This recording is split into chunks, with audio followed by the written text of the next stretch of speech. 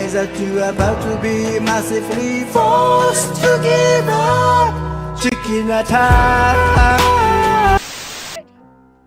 Holidays always depress me. I know what you...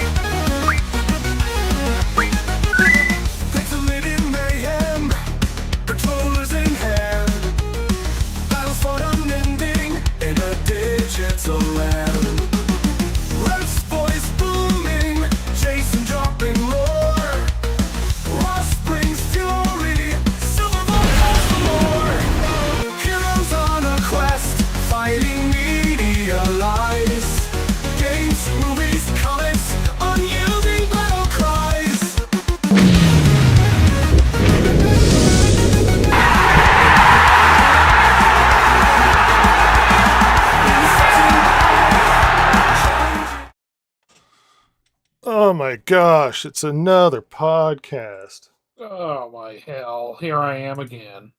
Ka-chow, everybody. Ka-chow. Ka-chow, Ross. Ka-chow, Jason. Good Ka-chow to you.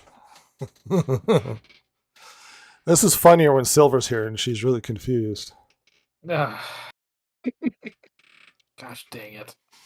Letting us down. It's very Ka-chow day, and we've got an absurd amount of things to talk about. Jason has stumbled back in after missing last week. Yep. We went for a more Told casual... you, I got better. He got better. We went for more casual talk about top 10 lists, which by and large weren't that bad, Ross. Yeah.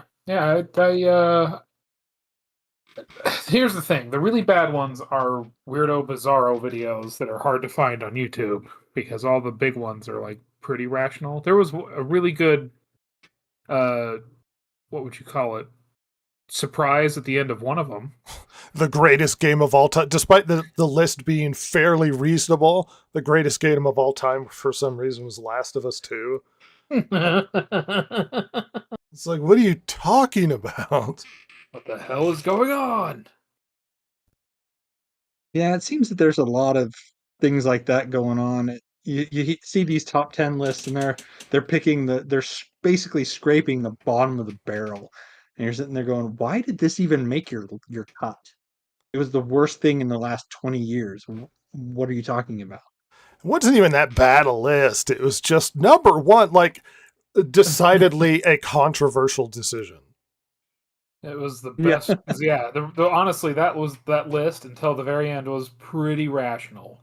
Yeah. I mean, I would have disagreements with maybe a few of them, but it wasn't like those games they picked would be like, well, this is absurd. There's no way it would be in even a top 50. It's like, no, it would be in a top 10, 25 at least. Yeah. I actually down on the list. No. I actually sat down earlier today and I went onto one of those websites where you can make a top list of like your favorite games or anime or whatever, like your top lists. And I started to try and figure out like what would I put in a top list. I think it was top 25 list of games. And at first you're like, I don't know if I'm going to fill a top 25. You start to put your favorites and then you start to add more. It's like, well, I played this game a lot. I would probably consider it, one of my more favorite games. And then after you get to 25, you're like, oh yeah, this one. Oh yeah, that way I'm going to have to start taking stuff out. Oh. Yeah, once you get going, you remember a lot of things that you just kind of don't think about much, and then you're like, oh no, sweet God. Well, even now, sitting here thinking about it, it's like, I would actually consider Lord of the Rings Return of the King for Xbox probably up there. And it's like, well, what do I replace? I think this one ties for 19. You start to have those serious conversations. Maybe that's one thing we should consider for like a New Year's. Oh, I was actually considering for New Year's maybe what we're looking forward to in different categories like video game, movie, comic, something of that nature as the well. sweet relief of death.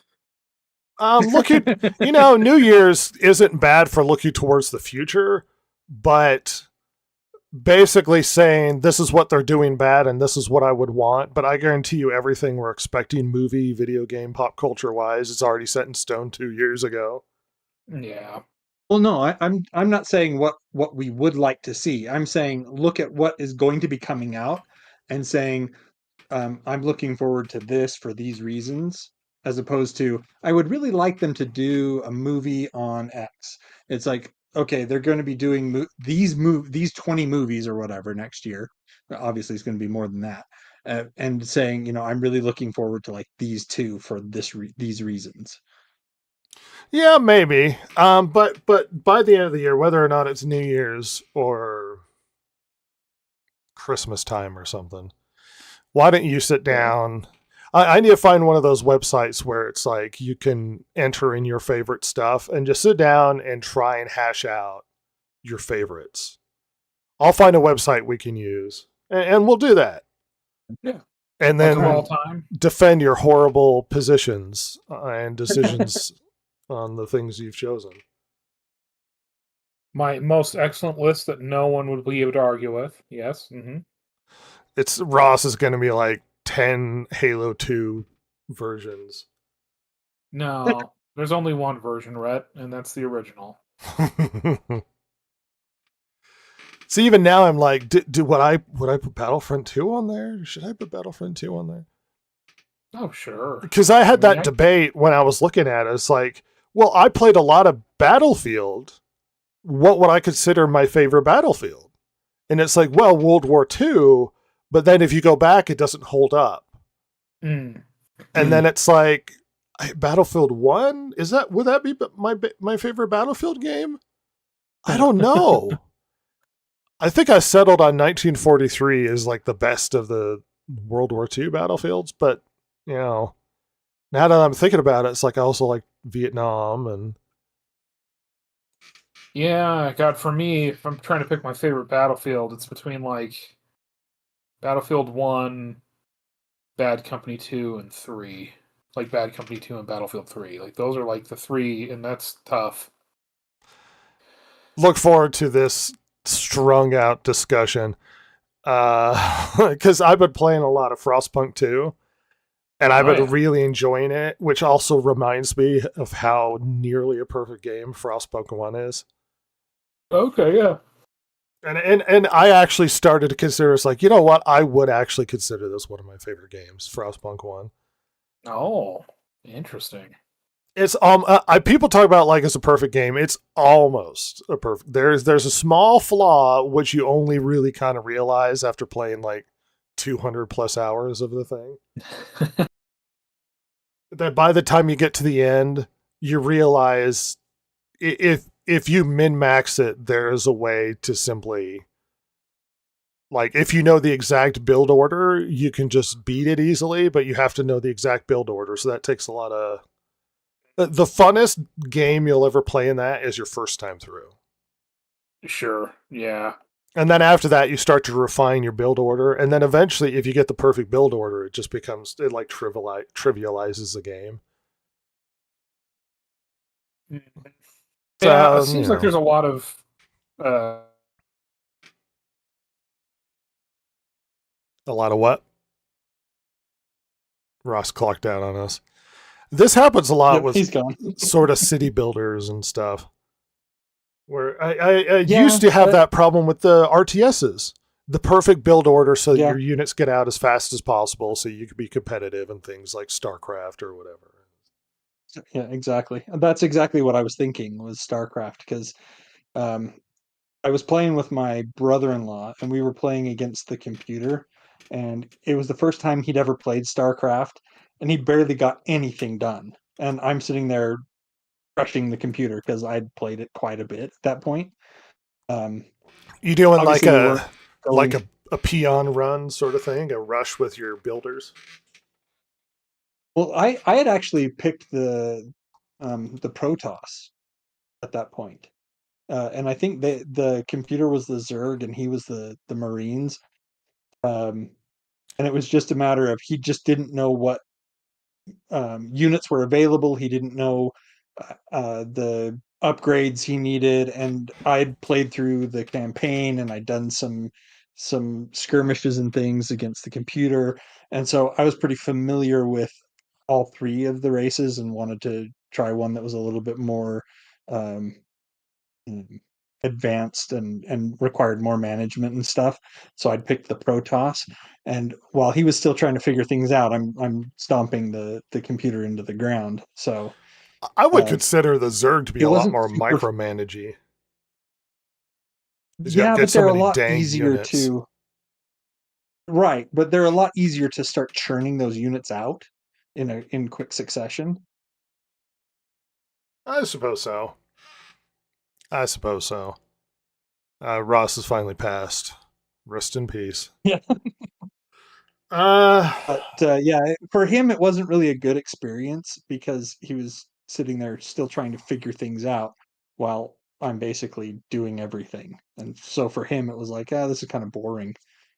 well, and you think about it, and it's like early gaming for me was a lot of RTS. It was Command and Conquer, it was Warcraft, it was StarCraft, and it was Dawn of Yeah. War. Hey, it's Ross. And then at some point, you start to go, I can't include every RTS. Like, I have to narrow it down to one RTS that would be my favorite. Right. It just, it makes a game that feels like a more fluid, oh, you're playing a strategy game, to more just micromanagement and build order, and it makes it a lot less fun and a lot more dynamic. It just becomes a lot more just, I don't know, gaming the system. It feels like going between playing a fighting game and get really fun in that, and suddenly the fighting game transitions to you just obsess about the size of hitboxes, and it makes it a lot less fun. Yeah. Right. How many moves can I string in what order so that he doesn't get to hit any buttons for half of the fight? Right. And then it doesn't, it's not fun anymore. It's It's just, too damn good. Yeah. it stops being an enjoyable liked- experience. I liked playing fighting games against you because you and I are both button mashers. Yeah, we're Neither one bad of us at was it. super good. Yeah, and so we would just mash buttons, and you would win sometimes, and I would win sometimes. It was nice. I hated playing against my friend growing up Because he's because good at it. he would spend all day playing the like Mortal Kombat or whatever, and by the time I would come and play, he's sitting there bouncing around the screen playing Scorpion, and I'm getting yanked all around, and yeah, it just wasn't fun. Fighting games are funner when the fight's even. Yeah. Yep. And we would have fairly even fights with like Soul Calibur and whatnot. Chance! Yeah. You decrepit piece of... Oh, you already used that joke. What is up, you gang of decrepit shuffling corpses? I have been reanimated, sir. The necromancer has let me live once again. It's the holiday necromancer. Yeah. They call him Sandy Claus. That's right. He casts spells and brings the dead back to life to plug the internet and YouTube with irrelevant, repetitive podcasts. Another podcast talking about pop culture and gaming. Ugh. That's right, everybody. We're gonna flood the internet with so many podcasts. No one's gonna be popular, and you're just gonna have like your specific podcast where a team of 4 or 5 people create content just for Chance, which is essentially our goal, is to entertain Chance and make sure he has an enjoyable podcast. We're going to talk about gaming related content when it comes to Chance. He's really into the 360 and Arkansas. Oh. Uh-huh. You know, the stuff he's into. Southern related video games. Speaking about video games, it seems like the big topic. There was like 2 or 3 big topics I mulled over when it came to talking about this week. And the one thing I settled on was probably the one thing that most people seem to be. I found that when new things come out, video games or hardware or whatever, there's always this hype train where everybody kind of scrambles towards it, and they're like, "Oh, the new thing could," you know what I mean? Like that weird excitement and hype you see every time there's a new thing. I don't think I've felt that for a long time. Whether it's a movie or anything where I'm like genuinely excited about something. I think the last movie I actually felt excitement for was probably The Force Awakens, and I walked out of that movie disappointed. That was the first time I had actually watched over and over again. The last time, maybe? No, it wasn't the last time. It was one of the last times I watched a trailer over and over again I was genuinely excited for. Can you guess, Ross, what the other trailer was? More recent. No. Joker, the first one. Oh, yeah. It's a really good trailer. It's a really good trailer. Mm-hmm. Yeah, I've completely fallen into cynicism and curmudgeonliness, as Chance would call it. And I feel nothing, especially since I'm in the undead. I feel nothing but misery and cold, which is why I like Frostpunk. And so it's hard to get excited for a new console. And it always feels like you're hyping yourself up for some billion-dollar company to like do the brand hype for them. You know what I mean? Especially when we don't have our hands on the thing and it could suck balls. I mean, imagine the hype we felt for 28 years later. Imagine we were just out here dude, it's going to be so good. You've seen this trailer, bro? Trailer's so freaking good. This is going to be the scariest movie out there. Imagine being that guy, and then the movie comes out, and you're like, oh, it's not very good. Or even to save your ego and reputation, you have to pretend it's better than it really is. Oh, that's always a shameful act. Yeah, it is a shameful act. Chance says the next Xbox and Steam machine seems to be a declaration that PC is really the only viable platform moving forward for companies not named Nintendo. I disagree. And I will give you my argument shortly. But yeah, it's just the reaction videos like, oh my gosh, you've seen the new thing, bro. And so essentially we have a new thing come out, everybody. Valve has not only announced one piece of hardware, but 3 pieces of hardware. Wow. Mm-hmm. And we're here to get excited for it. So what we have... Whoa! Is that exciting? Yes. Am I excited? What we have is the Steam machine. Now, the Steam Deck already exists, if you see the previous piece of hardware. The Steam Deck is actually a pretty good piece of hardware. It's essentially a PC in a handheld, which is what we have with the Switch. It's just more powerful.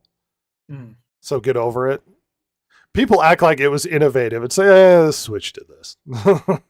Well, I think that because it was actual PC, like, you'd play Steam games, big games, I guess.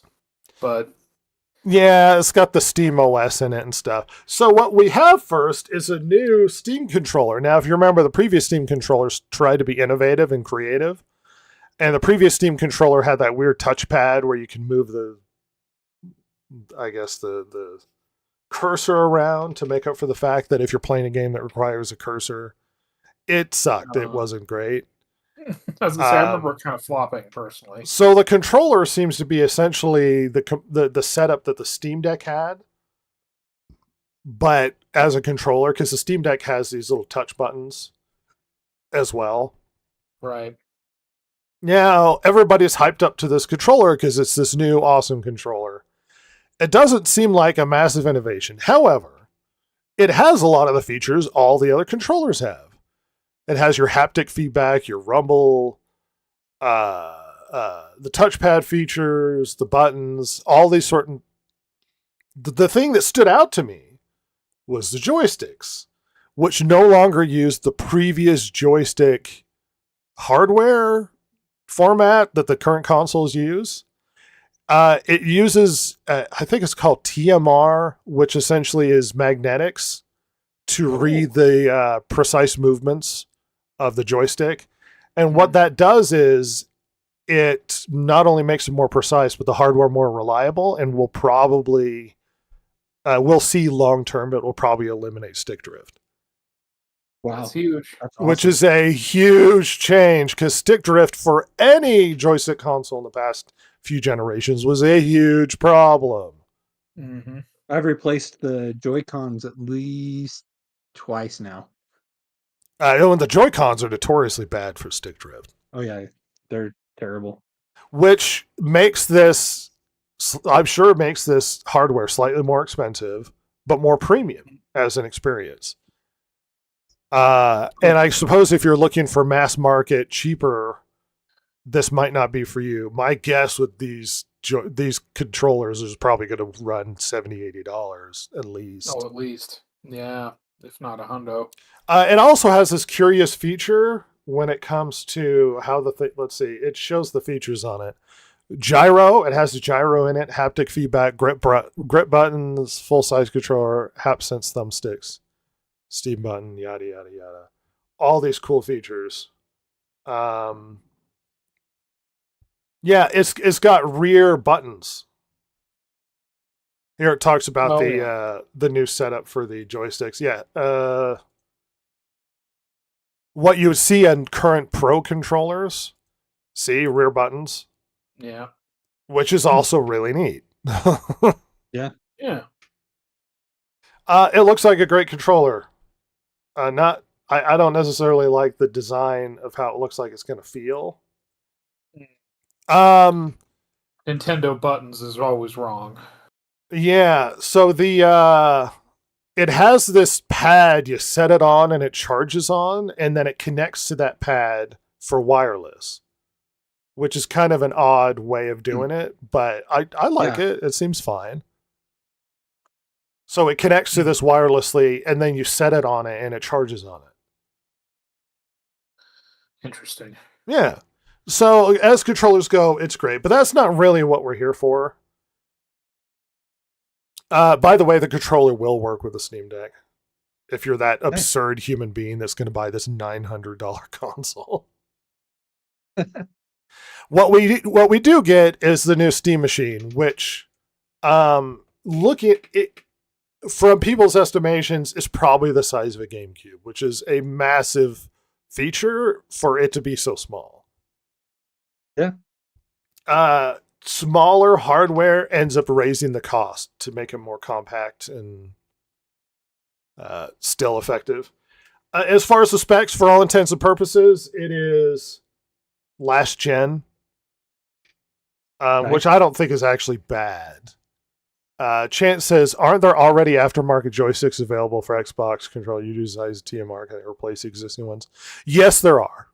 But you would have to replace them themselves. See, here's the thing, Chance. You're not wrong, and this is something you can do, but there is I would say, hump that most people aren't willing to get over, and that's do it themselves and replace the joysticks.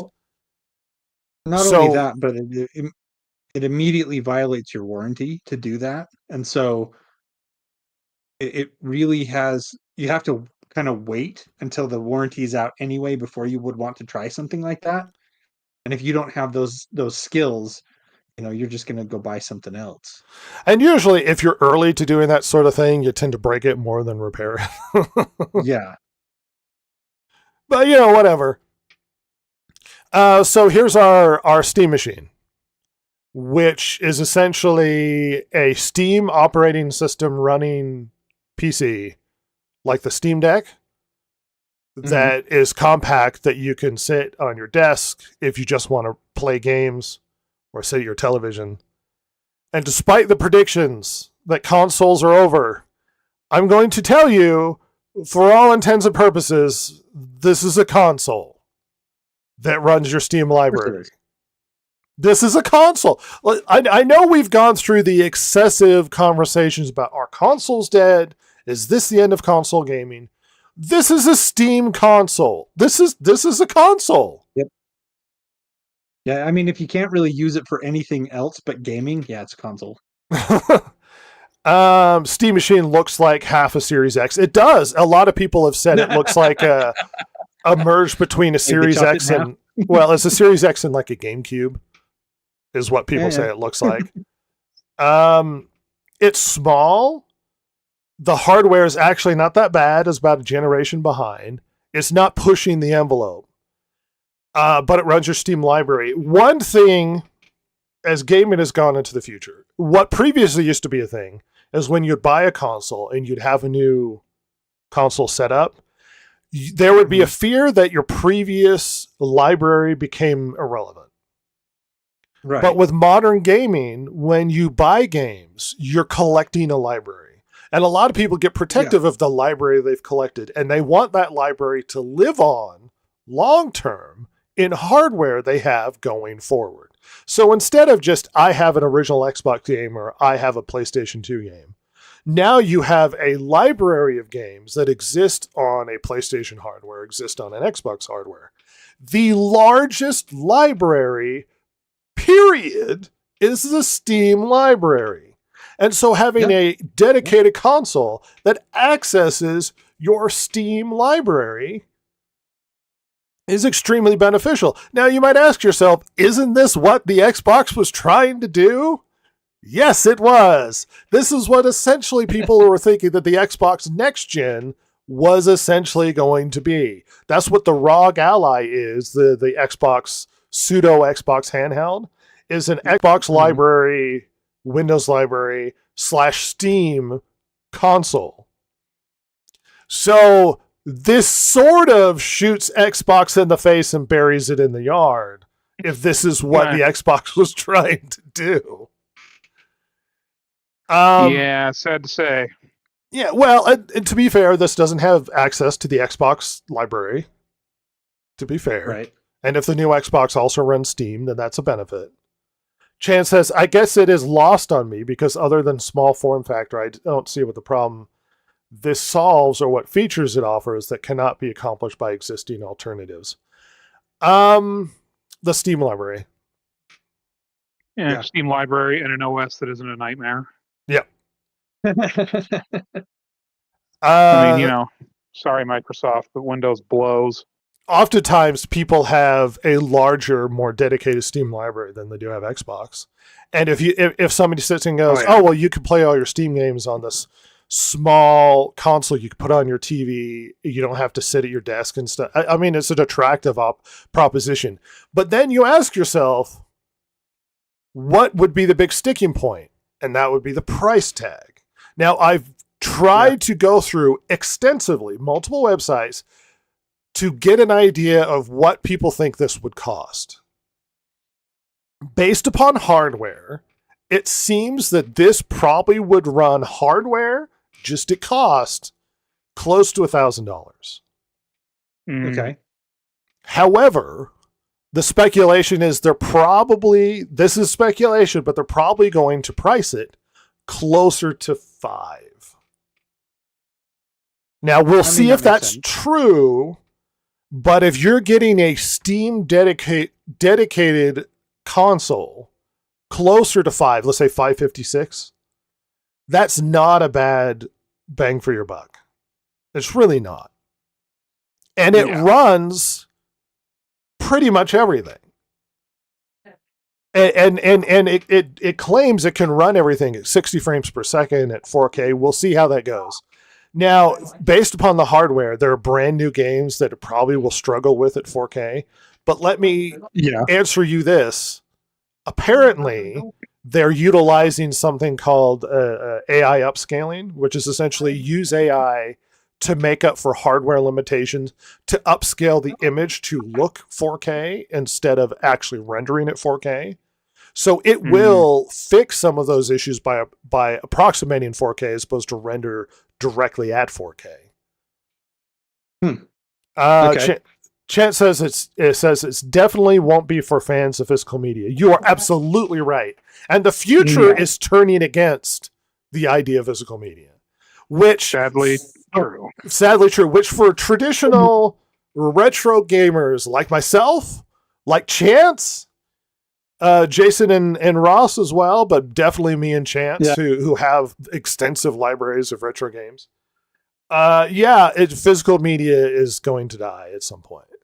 Now I'm going to hold tooth and nail, and if there's ever an option to buy something physical over digital, I will usually choose a physical copy. Unless there's a sale and it's really cheap, I'll choose a digital one. But by and large, if there's a game I want, I buy the physical version. But the problem is current games now, the vast majority of the game isn't even on the disc. That you buy it and then it installs and downloads huge amounts of content from online. So you're practically already digital anyway with modern stuff. So if you want to go physical, it's become very difficult. Even Steam or even the Switch too, they're really just DRM discs that allow you to access your game rather than it actually being a digital copy, which is ass. It's like that's the stupidest, most angry part of the Switch 2, which is probably one of the bigger motivations as to why I've held off on purchasing it. But yes, physical copies are a dying medium. Digital's cheaper for them. I mean, it's easier to distribute. Exactly. Easier to access. And they can control pirating a lot easier. Well, not only that, but you can control the code base a lot easier too. One of the things that you have to always remember about physical media is when you get it, you might have to install 7, 8, however many updates before you can even play the game, because you've got the physical media. And with this, the minute I download it, I've got the most up-to-date version. And so if I waited until it was on sale and now it's been a year, I don't just get the game, I get all the patches that everybody else had to download one at a time. Also, hardware is more expensive if it requires a disc. Yeah. The Steam machine does not have a disc tray, which means it's cheaper, quieter, takes less hardware. I mean, the PS5 Pro does not come with a disc drive. No, I had to buy it separate and attach it to it. Like a horrible tumor, you have to reattach. Like I hate the PlayStation 5. Can I just say, despite it being the winning console of this generation, I think PS5 Pro has sold more than any Xbox console. But the winning console of this generation, I hate how it looks. It just looks balls. It is a butt ugly console. It is butt ugly console. People make fun of the mini fridge that is the Series X, but at least it's not a horrendous leisure suit looking tumored freak. I don't know. Good God. Well, despite the PS5 Pro, it's the better looking of the butt ugly versions of the PS5. Yes. Yeah. I'm sorry, you were going to say something there. Oh, just Xbox and Sony in a fight to the death for second place because the Switch just sails on by. Chance says it is the 24th anniversary of the release of the OG Xbox. Nice. The good old days. Yeah, when stuff was awesome. Back to be when fair, Microsoft wanted to try. Yeah, they wanted to try. To be fair, there were a lot of butt games back in the day as well. Oh, absolutely. Yeah, Just they weren't all bloatware. good. Yeah, absolutely not. I mean, what's that really famous one on the Xbox? It's like something in the Two Dragons or the... Hold on. It was like a weird person shooter trying to be like Max shaded. Ross is figuring it out. A lot of, I mean, the Wii was notorious for bloatware. Well, and you know what? Look, the PS2 was the definitive the games on. I mean the 99 Dragons. Yeah, 99 Dragons. Freaking Atari had a huge amount of bloatware too. yeah, it's part of what killed them. Yeah. Yep. Just repeat versions of the same games because they were like, oh, we can print this stuff over and over again, and they'll just buy every piece of garbage that we have. And at some point, it just devalued the console. I don't think this is an irrational move for Steam. I think it could be an effective piece of hardware. Is it going to sell as much as the current consoles? Probably not. Yeah, I don't think so. I would But be surprised. there is a reasonable amount of hype around this thing. Because not only can you access your Steam library, but if it's reasonably priced, it might be kind of competitive. We'll have to see. Yeah, the price will be the huge determining factor because I think it has a chance of being really scary for the other consoles. Maybe not Switch, but for Sony and obviously Xbox. Because I mean, Steam has a lot of games that people want to play, and if you're on console, you're just kind of hosed for a long time. Things like Lethal Company. What was that drug dealing game that came out? Schedule One. Helldivers for a long time was like Sony and then Steam and then finally Xbox. I think there's a lot of stuff that if people could get it console variety, I mean, someone like me, I would be way more into it. Someone like you, instead of trying to buy a gaming PC, this might actually be attractive for you. I mean, PCs are fun and all, where it irritates me. What do you think of the removable faceplate in the front so you can customize it and, I guess, buy indie faceplates? I mean, that's kind of cool. Ross has gotten a little bit robotic. He's struggling. Yeah. So, He's in the middle of nowhere. On top of this, the other piece of hardware was the new VR headset. Now you might go, oh, whatever, VR headset. It's not pushing hardware. It's not dramatically better. Oh, look, it's Silver, the ghost of college past. Oh, hello, Silver. I'm. She must be in the chat. Oh, she'll haunt us. Then Chance says Silver sucks, but ka-chow, Silver. Ka-chow.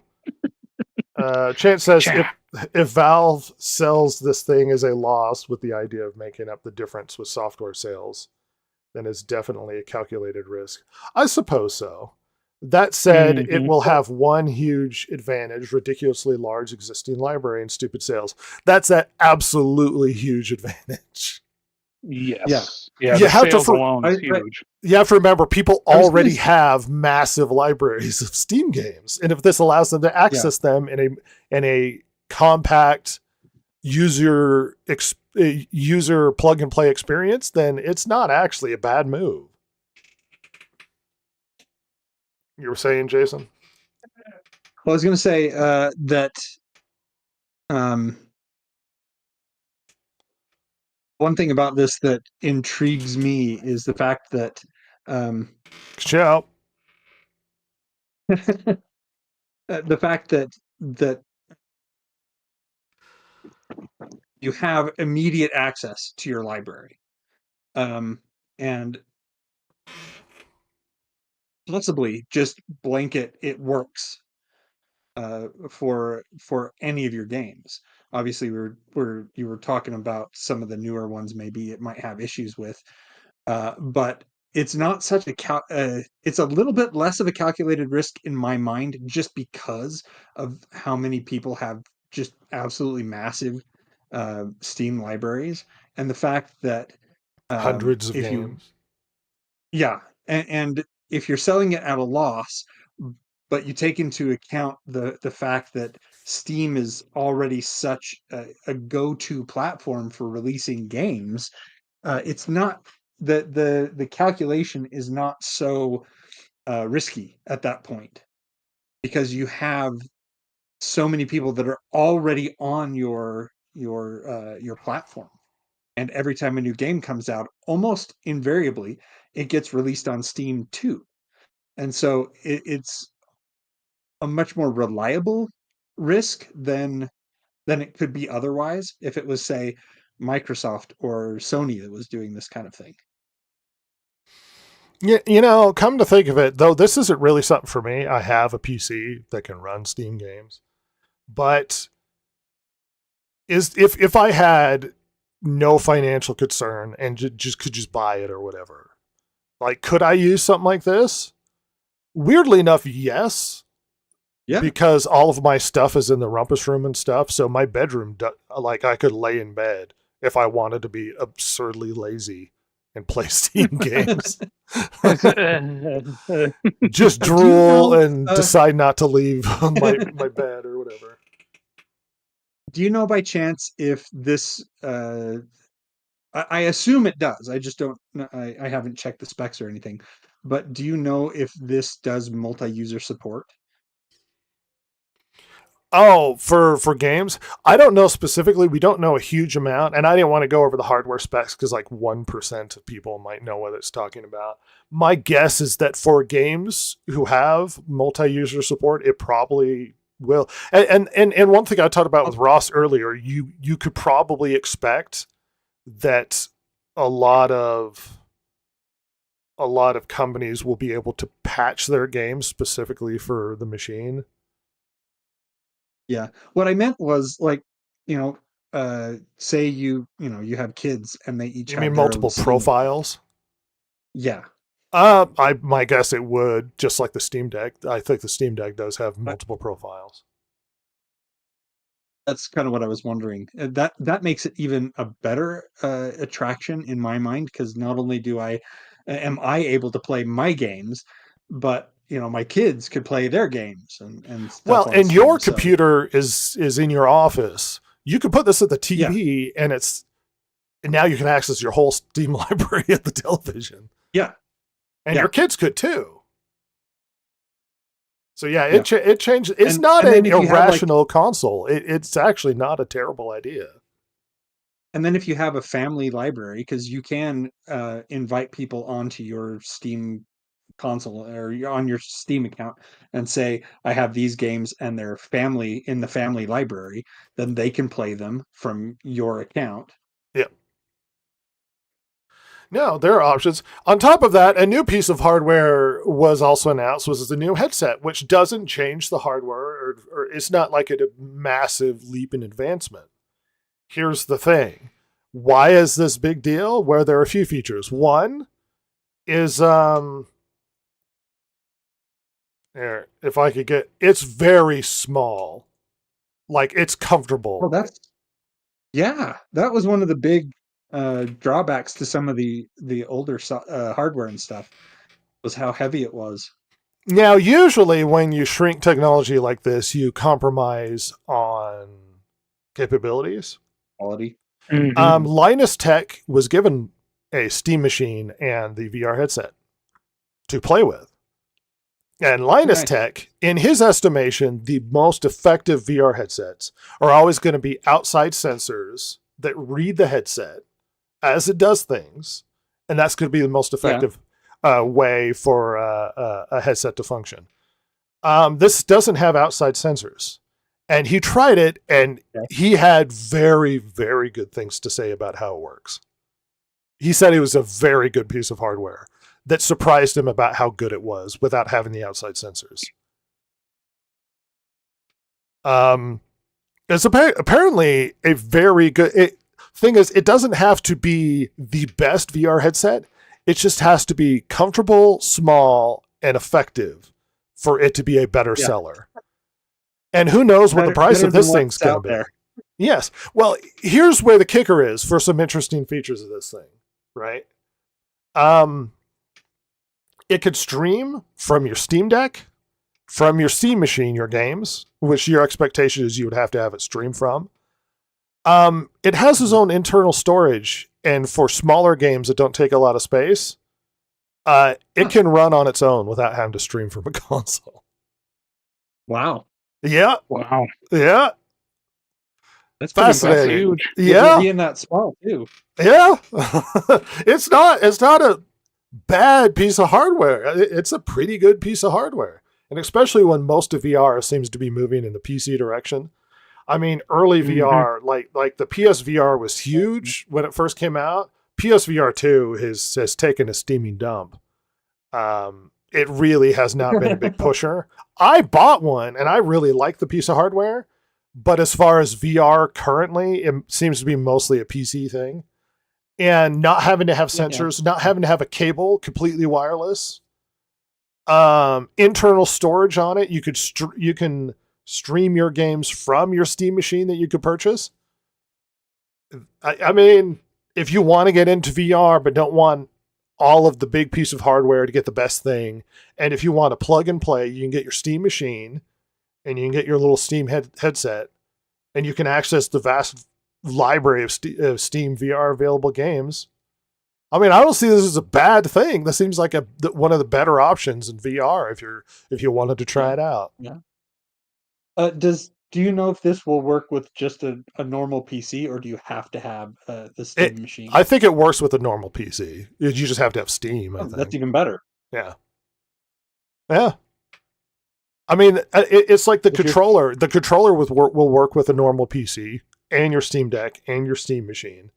The only thing that might be a bummer to those who were earlier adopters of VR is the new controllers, which use the new type of joysticks and are apparently really neat.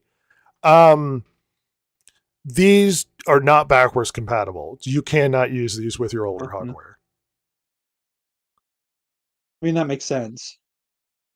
But yeah, it's simple, straightforward, newer controller. Yeah, despite all of the predictions that console gaming is dead, Steam has introduced a new console that doesn't actually seem like a bad decision. I don't know. What are your reflections on what we're looking at? Because the new console seems to be working out for them. There's hype. Well, it's like, oh, go ahead. Somebody sent a memo to Microsoft about consoles being dead, and it was like from Sony and Steam. You know what I mean? And instead of just like looking into it, they just were like, oh, yep, consoles are dead, and Sony is declaring victory in the current console war, and Steam is saying, you know what, we're going to go with our own console here, and they're just putting Microsoft out of their misery. I think gaming in the future is not necessarily going to be. I mean, probably hybrid is the best way to describe it, but I don't think in terms of hardware that's the best way to look at it.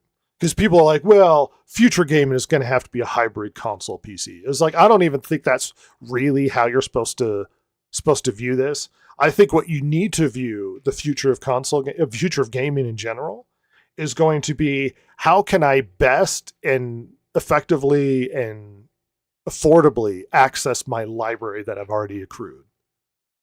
Yeah, yeah. And if it's a dedicated piece of hardware, or if it's a new feature where you can access it on your PCs that you might already own or whatever.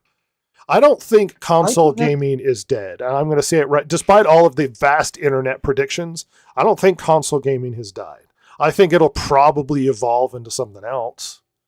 But as far as a dedicated gaming piece of hardware that's not, is mostly strictly gaming, I mean, that'll probably still exist. It might transform into something more like a smaller thing that you can plug into your TV and access your library.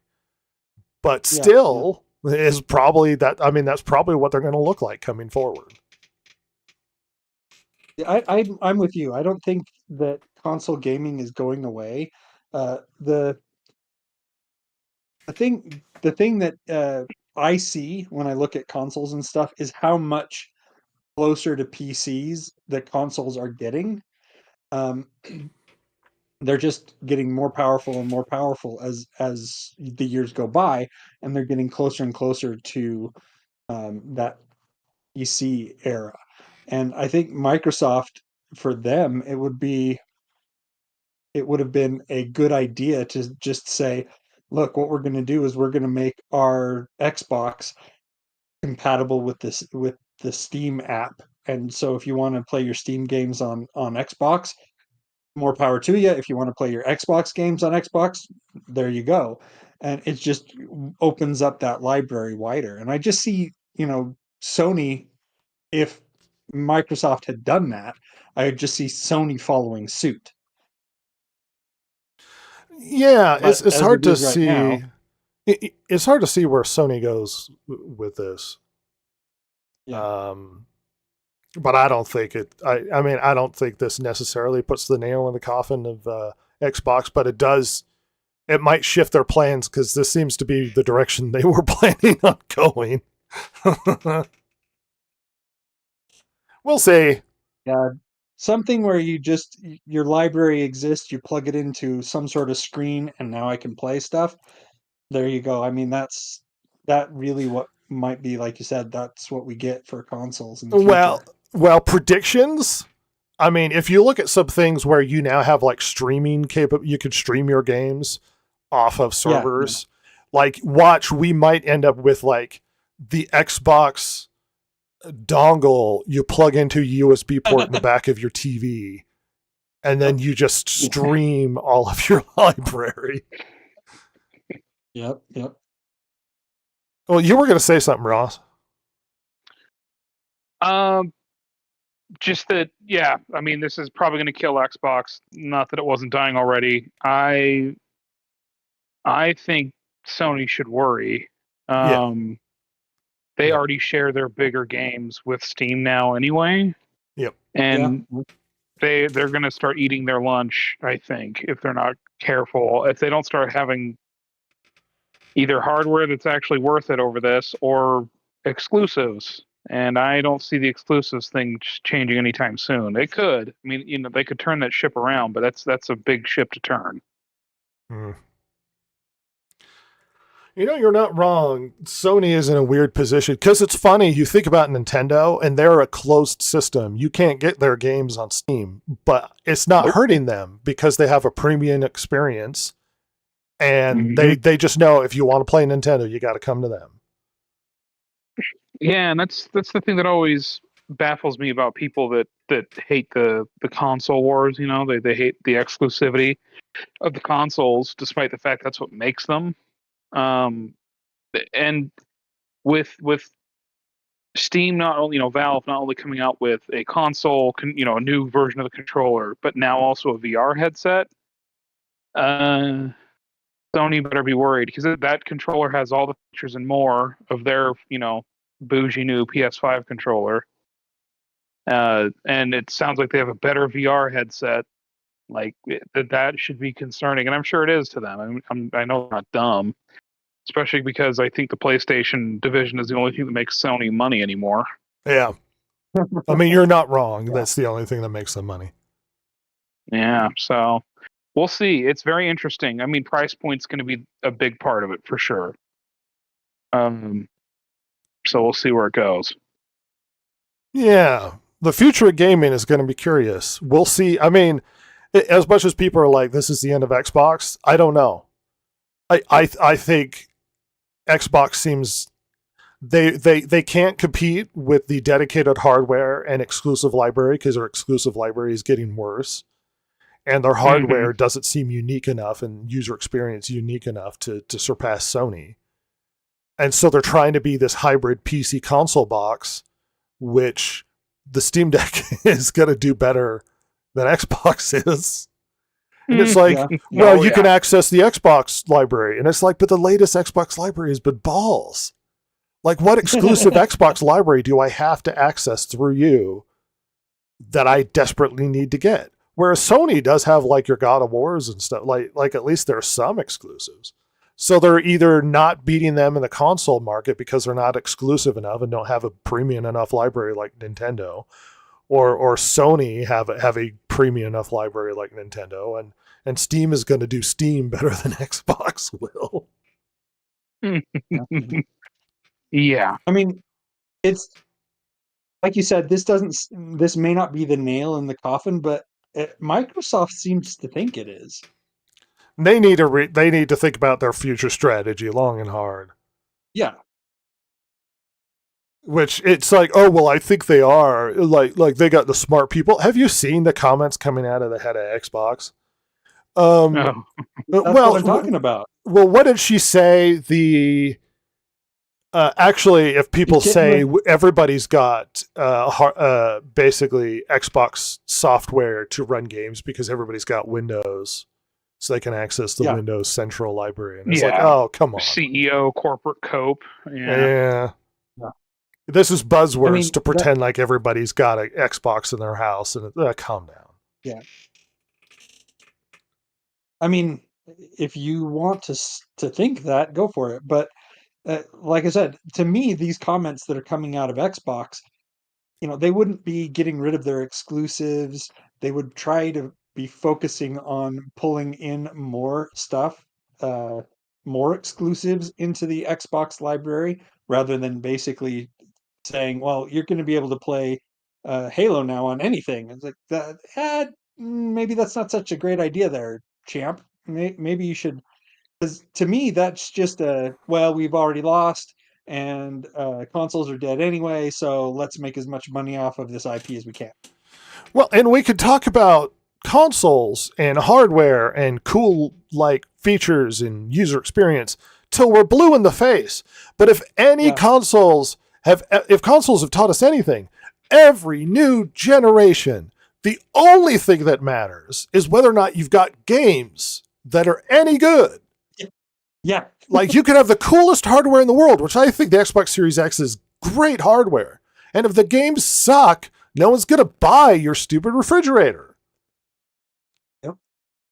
The game library is the only thing that matters. And if you're going to make an Xbox, you have to have premium game software that people need and want to play that justify the purchase of your console. And if you can't pull that off, then what are we doing? You can make the coolest console next gen, and it means nothing if you've got no justification. What are you going to argue? Our premium user experience is better than their premium user experience.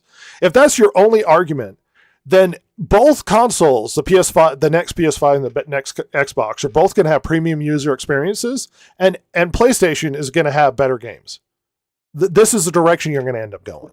At least Steam has thousands upon thousands of games accessible through their library, including games from PlayStation, from Xbox, like freaking Halo. And I mean, Ubisoft is on. There's so many games accessible to them. They don't have to worry about whether or not they've got exclusive premium user experience games when they've got pretty much everybody's games, because Steam is the library that you go to. They don't need first-party stuff like Nintendo. They have your games. Pretty much. Yeah, there's very little they don't have at this point. Well, looking forward to that plastic box coming soon. I look forward to seeing if it is outrageous or incredibly well priced. Mm-hmm. I'm just gonna keep getting higher pitched and until we can't hear you. Yeah, more. It's so high pitched that it cannot be registered by our ears. More black lady with attitude. News up. Yeah, we're getting Distracted black Gamer Podcast. We're getting black coded. Big steaming pile of news dump. Chance hovers over us and announces the Poop Fest that is coming forward. No. Never forget, that's Chance's voice. It will forever be part of us and our poos. And our poos. Never forget, never forgive.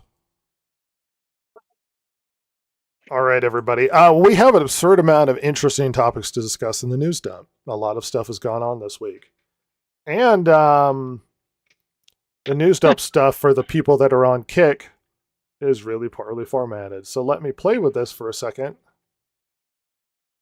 While we talk about the fact that Headline somebody is- has figured out a way to bring back Concord, Ross. No, well, I thank was gonna God. say, They created that's an private interesting headline there. against all odds. Concord is playable again. Yeah, they created private servers and got it to work with Oh. Concord. Yeah, Wow. Oh. Concord has returned. The big question here: why? I know because what you I'm can't buying play Red it? for Christmas. Because they can, I guess, is the That What- has to be it, because by all accounts, the game was so bad that the company removed it.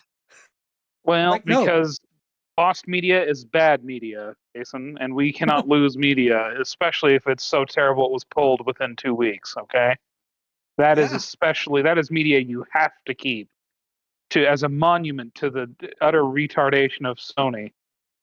never forget and never forgive.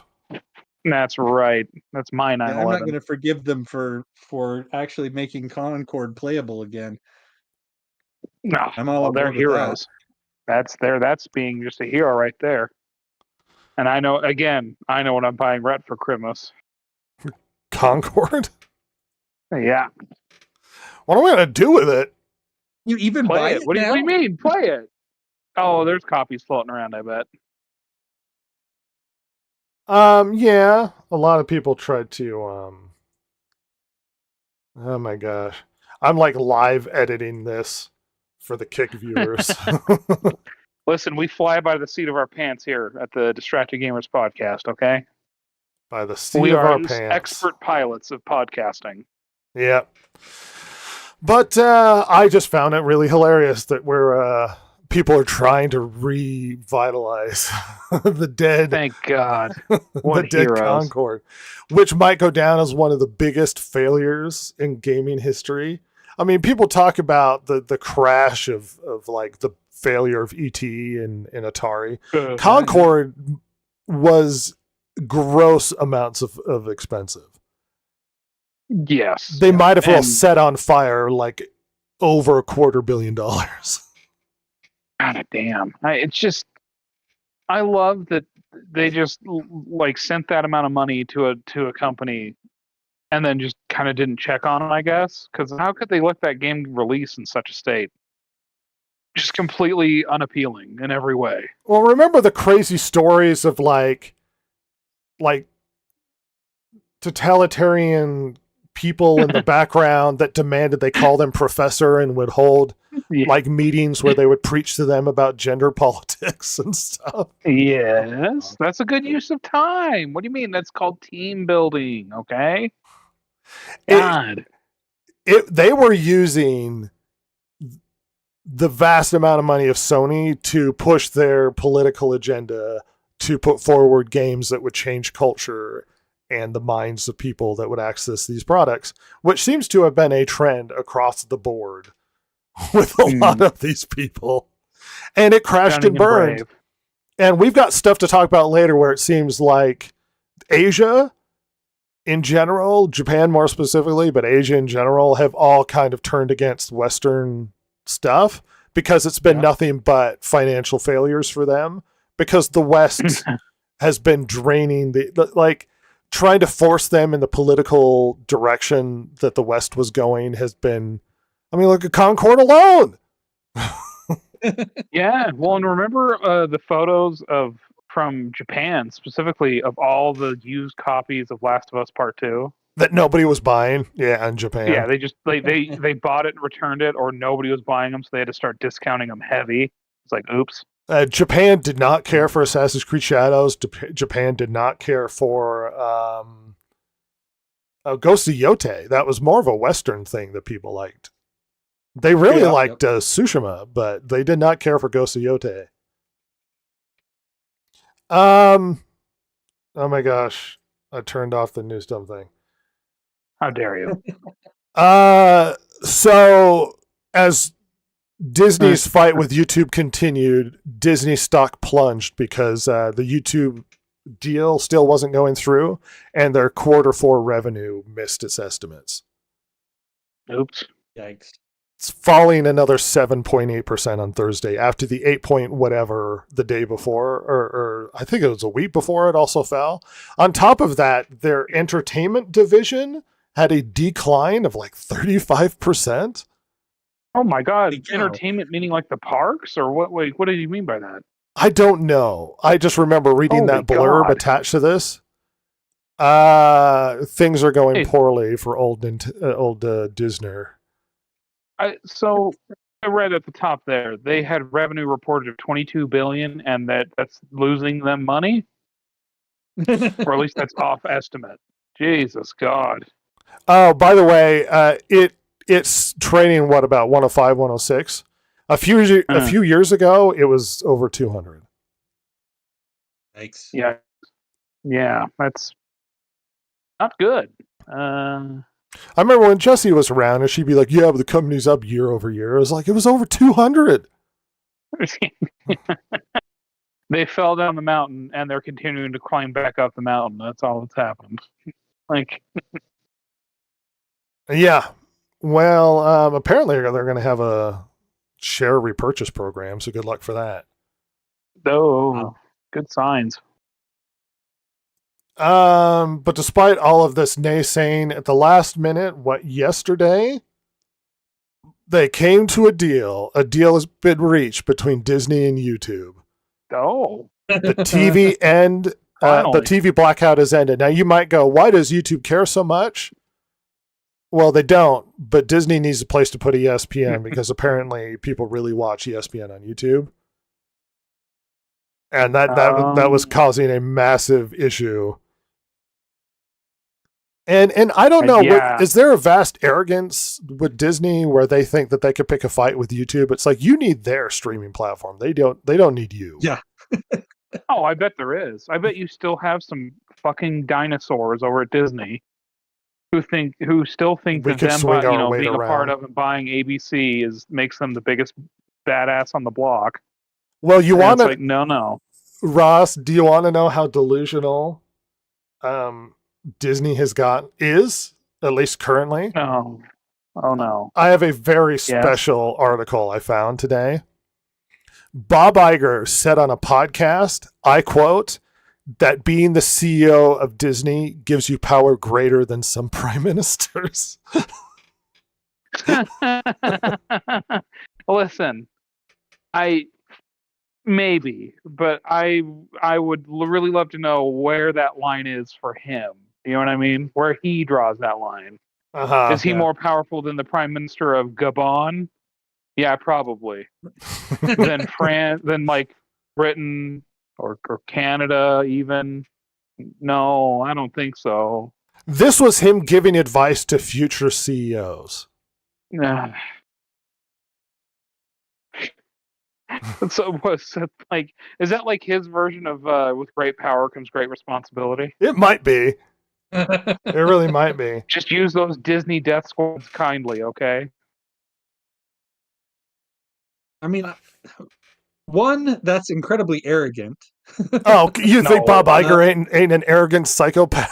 Oh no, he totally took- is, which is why I can took his see I can seventh see shower him that saying day. that.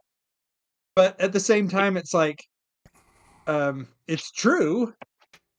But you probably are more powerful than some prime ministers. Some prime ministers that are obscure and from say third world countries, but Well, listen, he was feeling froggy that day. He had just gotten out of his seventh shower in his office, okay? So he was just I have a feeling- quote for you from Bob Iger Oh. as well that might be interesting in this recent. I think it might have been that podcast, but it's recent. I found when I got the job that the interest in Walt and Disney's past was too much reverential. oh wow. What? And while there's value to it, I feel if you revere something, then you tend not to want to touch it. You almost want to put it in museum case for it to stay exactly the way it was. Let's respect our past, but not revere it. It's called Yes. Which Disney! Is why we get, which is why we get garbage Oh my in god, the form of Bob, entertainment. maybe. What's the name of the company you work for, sweetie? What are you talking about? We revere Walt's legacy too much. Yeah, you know what people come to see? They come to see Peter Pan, the Peter Pan ride, Space Mountain, fucking the Pirates of the Caribbean. They're not there for fucking anything else, pal. Anything new. They should call Jesus it God. Iger Town. You know, I was a little offended they didn't rename the company to Iger. What an idiot. The company doesn't exist without Walt. It was not only the creation from his head, but the sheer gumption on his back to carve a park out of the middle of nowhere around an IP that he fabricated on his own. Oh God! Well, and even him getting into animation is like a story of like attempting and failing and getting screwed over by certain people and stuff just not working out with others. Like it was a long, grueling trek for him. It was not like he wasn't handed the keys to the kingdom. You know what I mean? Like absolutely. He like, lost the IP of the original character he created, which he turned into Mickey Mouse later. It was a rabbit originally. Mm-hmm. Like he was not the case of like, well, there's just nobody else doing it, and I was the first one to do it. No, not at all. Like it was a tough trek for him. It just what a douche. What an absolute asshole. When you walk into Disneyland, there's a statue of Walt Disney holding Mickey Mouse's hand. Huh? The park really is like him. I'm going to be honest. It sort of offends me. Yeah, they revere this guy too much. His face is in the middle of the park. Do you think Michael Eisner ever regrets handing the company over to fucking Bob Iger? I would if I was him. I hope so. That whole we need to dumbass. keep this in the family sort of thing. Oh God. You know, and I'm not saying oh go ahead, sorry. If Iger can come back, can't Eisner? Please? But who are you going to pass it on after that? Because I've heard some of the Disney family, and they are psychopaths. So he comes in, cleans house. Yeah, but then you're back at square one anyway. Who do you hand it off to?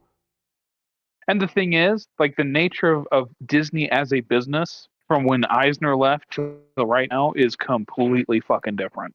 Yeah. Completely different. Iger's reign was mostly marked by acquisition.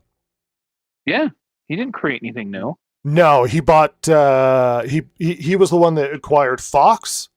He was the one that acquired Star Wars and Indiana Jones. He also acquired Marvel.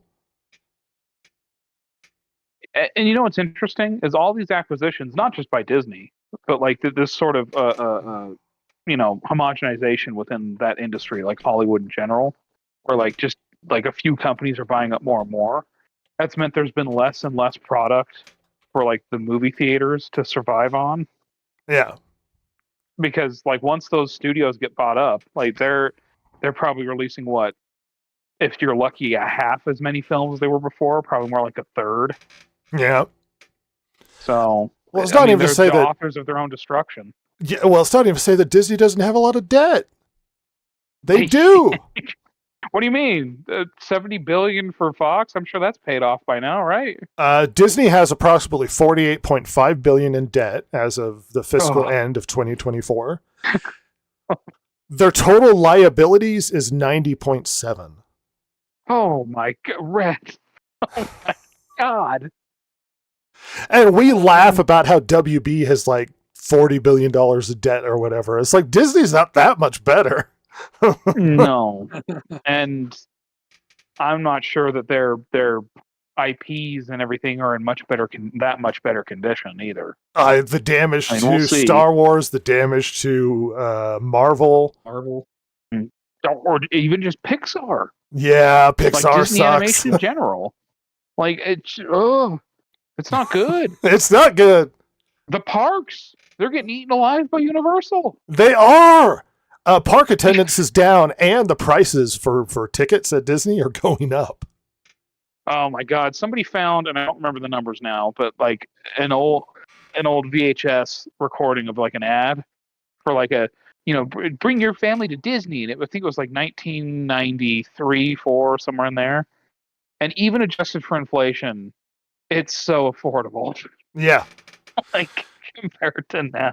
I think the average family goes into something like $2,000 in debt when they go on a Disney trip because of travel and hotels and costs and all this. It used to be it was meant to be affordable, but essentially, I think it was during Iger first term that it might have been Chapek too, but they essentially kept raising the price because people would pay it because it's Disney. Yeah. And so they just kept upping the price because they knew people would pay it. Yeah. I mean, it's like, well, attendance I is can still tell up, you, so. Like, my family went fairly regularly, like probably every other year, every couple years maybe, up until about 2012. And like prices would go up, like that was not unusual to see, but like, and it was expensive, like it wasn't cheap, but it skyrocketed after that. Like, because my mom would look into going again, and she's like, oh my god, like, and they just ruined everything too. Like, fast passes went from a thing where you go and scan your ticket and then get a little fast pass ticket to like, well, 6 months out from your visit, you can get online and try and get your fast passes for your first day of the week. And then, it's just like, oh no, everything's horrible and shitty. Well, there's a level above FastPass now if you want to pay more money and go faster in than the FastPass. Oh my god. I don't remember what they call it, but like Mega Pass or whatever it is. Oh, like, because see, FastPass went from something where it's like, yeah, if you're dedicated, if you show up to the park early, you can go and get a fast pass. And it wasn't based on how much money you spent. It's on if you showed up early. Well, to be fair, before that, it was exclusive VIPs would get fast passes. Yeah. And then people complained and it became more widely accessible. Yeah, they put in the little kiosks by the certain rides, the popular ones. Well, I used to work for a senator as an intern back in the day.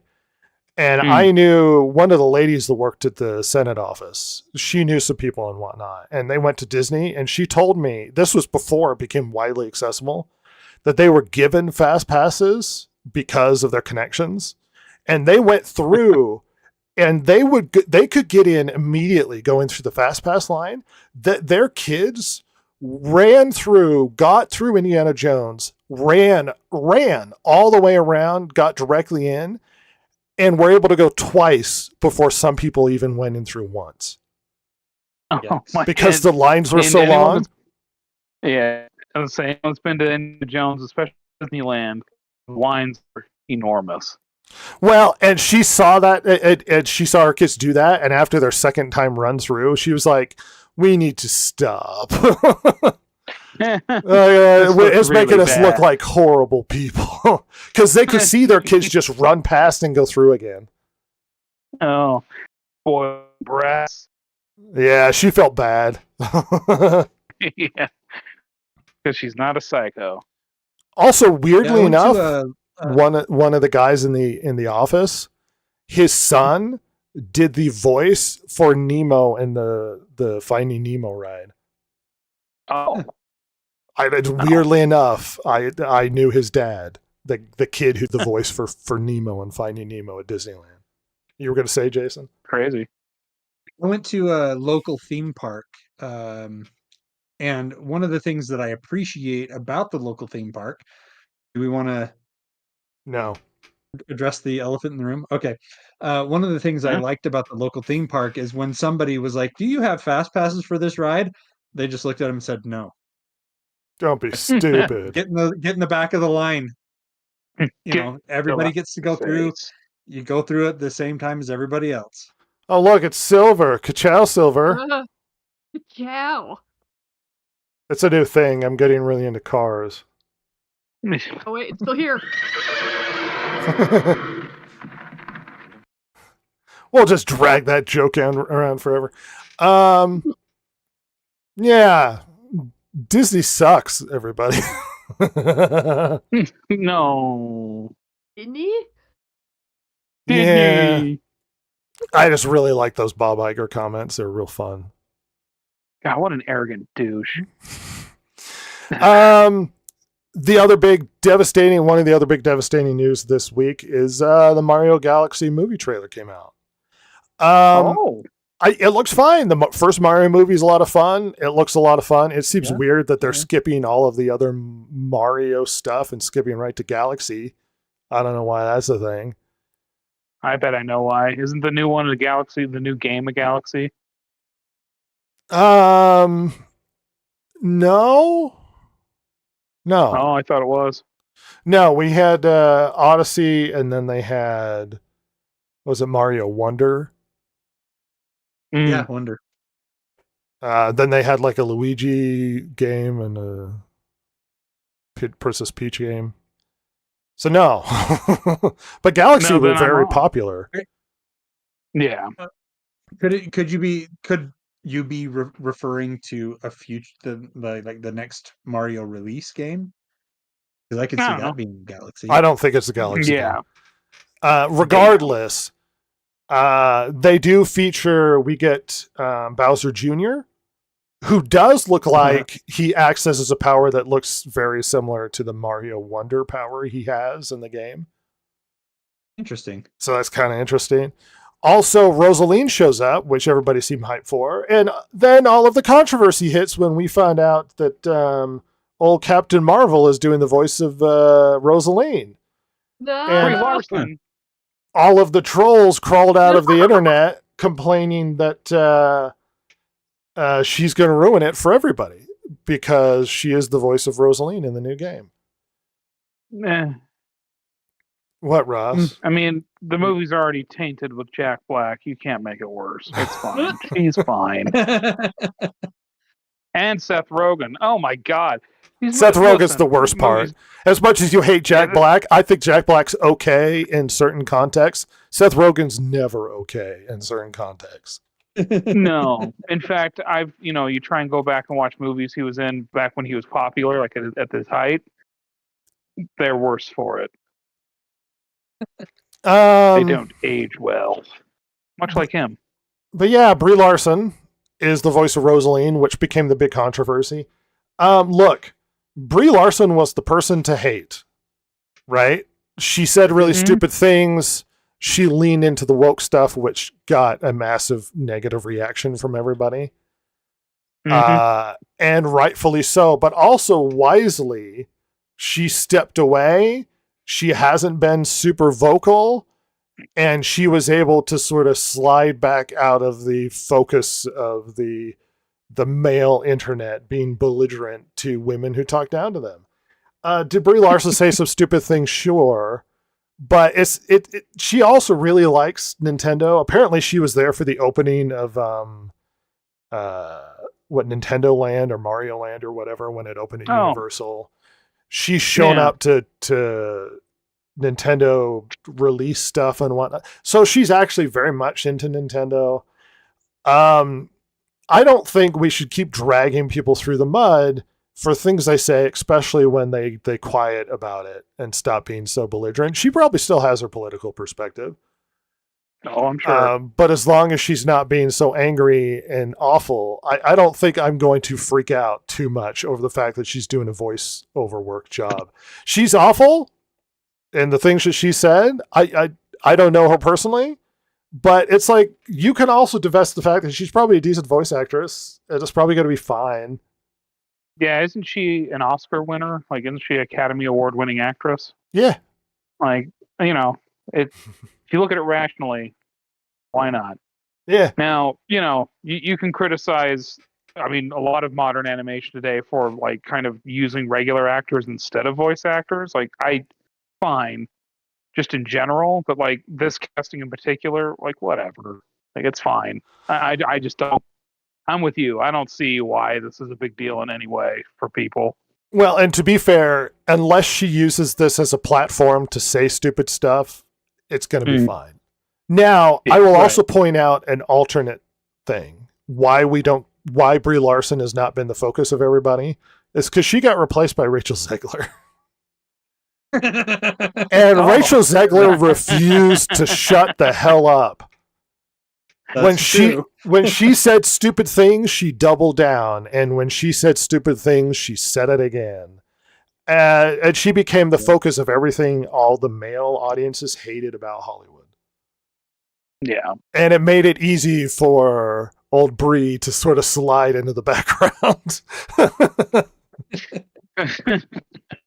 Thank God. Yeah, so I'm not freaking out about it. It's going to be fine. I don't see very many celebrities who take the time to do some self-reflection and really figure out if they've got repulsive ideas or not. And so it's like you said, she may still have those repulsive ideas. It's just that she's been quiet for a while, and they're not going to let her voice her politics. I hope they're not. They're not going to let her voice her politics in the movie. So all we're there for is just her voice, and can she play a convincing character in the movie? And if she can do that, who cares what her politics are outside of the movie? Not to detract from this conversation, but Ross, I've got more clarification on the Disney Entertainment division dropping 35%. They oversee Disney's legacy engine, ABC, FX, Freeform, the studio pipeline, the entire content arm. Okay. And weirdly enough, the CEO in waiting that's supposed to step in after Iger is the one in charge of this division. Oh, the one that's doing horribly? Dana Walden. Yeah. So despite the Disney Plus numbers are going up, the division is losing money. Yikes. So, yeah, to clarify, but I think it'll be fine unless she starts to be belligerent and say stupid things. Then she'll deserve the criticism, because if you want to be... Look, I know this seems strange that people go, well, we live in a free society, you can say whatever you want to. You absolutely can, but that doesn't mean you're free from criticism. So if she wants to be political, then she will receive a response in that realm. If you want to be outspoken, which you have every right to be, you don't have a right to be protected because of your opinions. And so if she's going to use it as a platform while participating in this film, then she can receive criticism. But if she's going to be fine and promote the film and be happy to be a part of Nintendo, there's no reason to be not to be happy for her. I'm not an insensitive piece of crap.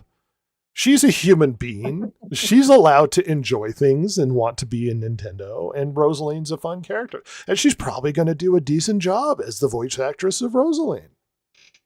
Yeah, probably. If she was Sydney Sweeney, this would be a different story. Anyway.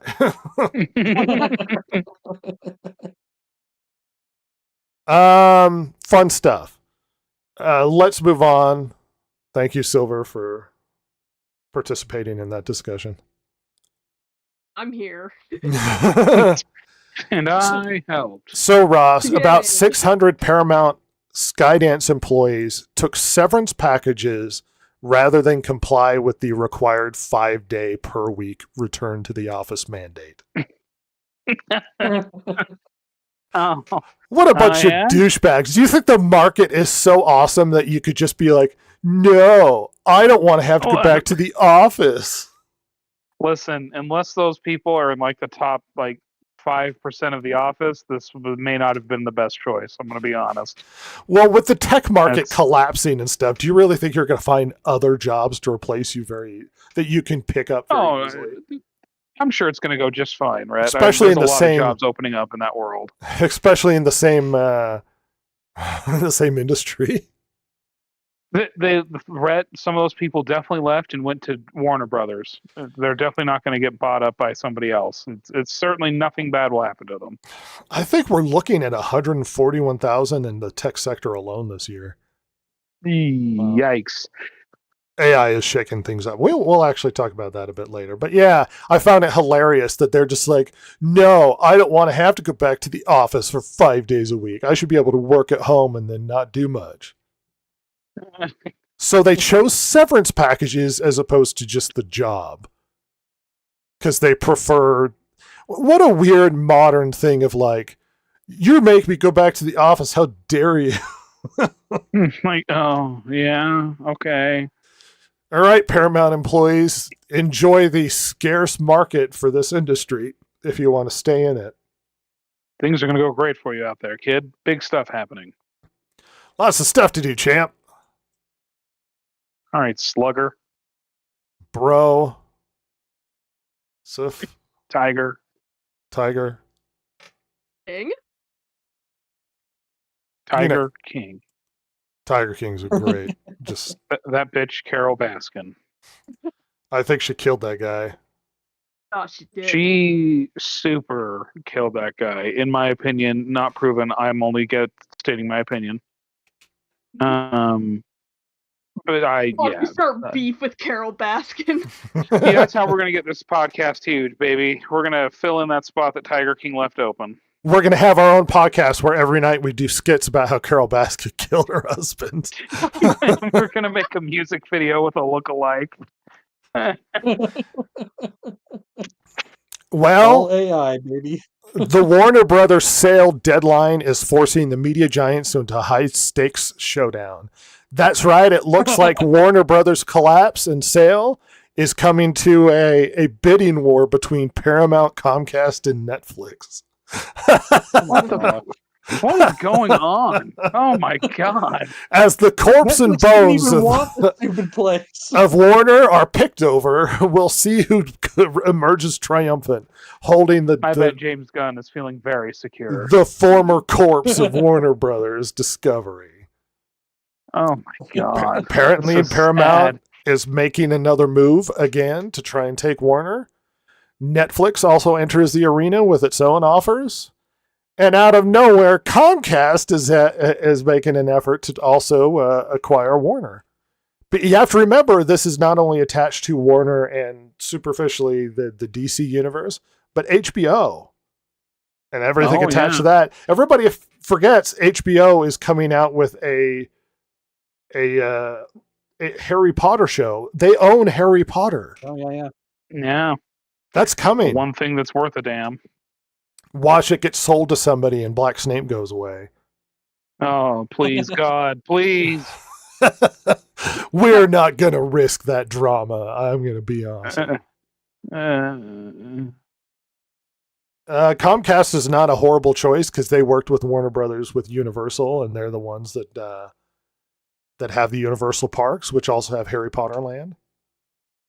Mm-hmm. Wouldn't it be hilarious if Universal, who has Harry Potter Land, gets bought by Disney, and then Disney's like, yeah, we don't want you to have Harry Potter in your park anymore. Oh no. Just a bunch of hilarious outcomes to the once awesome studio that seems to not be able to manage itself and constantly produce just terrible content. Oh no, I clicked the wrong button. But yes, Warner Brothers Corpse is up for sale, everybody. Love it. Let's shift on. Do you know what? I was thinking we haven't talked about Sydney Sweeney enough. So let's talk Thank God. about Sydney Sweeney. Here's the only stupidity Lord. that I want to bring up, all right? Mm-hmm. Apparently, Ruby Rose was up for the running for the role in the Sydney Sweeney movie that came out recently where she's a boxer. Oh yeah. Now the movie did really badly, and a lot of people have been giggling about the fact that the movie did poorly. It's about the life story of this lady named Christy Martin, who was a boxer, this tiny like amateur boxer lady, who also had an abusive husband. I don't know if she was gay, but for some reason Ruby Rose brings in LGBTQ stuff for some reason. That's all she can do. Yeah, That's all she's able to do. But Ruby Rose makes this big deal by mocking that the movie did poorly because they chose somebody else, and also claiming that, let me read her quote accurately. For her PR to talk about it flopping and saying Sydney Sweeney did it for the people, none of the people want to see someone who hates them parading around pretending to be us. So maybe it is LGBTQ. Rose said, appearing to state that Sydney Sweeney hates gay people, despite Sweeney never showing any malice towards the LGBT community. You're a cretin and you ruined the film, period. Christy deserved better. Oh, God. Because she took the role from you and the movie didn't do as well as you hoped it would be? How is that her fault? Maybe it's a really terrible movie. Maybe On it has top of nothing to that, do with Sydney Sweeney's acting ability. well, on top of that, Christy Martin herself stood up for Sydney Sweeney and said she thought she was great in the role and liked Sydney Sweeney. That's So a I don't know classy what move, Ruby Rose Christy. seems to Awesome, think yeah. that she needs to pick a fight over this whole stupid drama. You cretin. I know why. Well, yeah, It's called lack of relevance. yeah. The She movie was didn't. Batwoman, remember? And which Yeah, hobbled her. and she sucked at Batwoman. So Um, hard that they canceled the movie and deleted it. Despite that, No, the show. well, the whole the whole okay, show. Well, they replaced her as Batwoman, and then the show was canceled. So they replaced her with a black woman for like a season or something.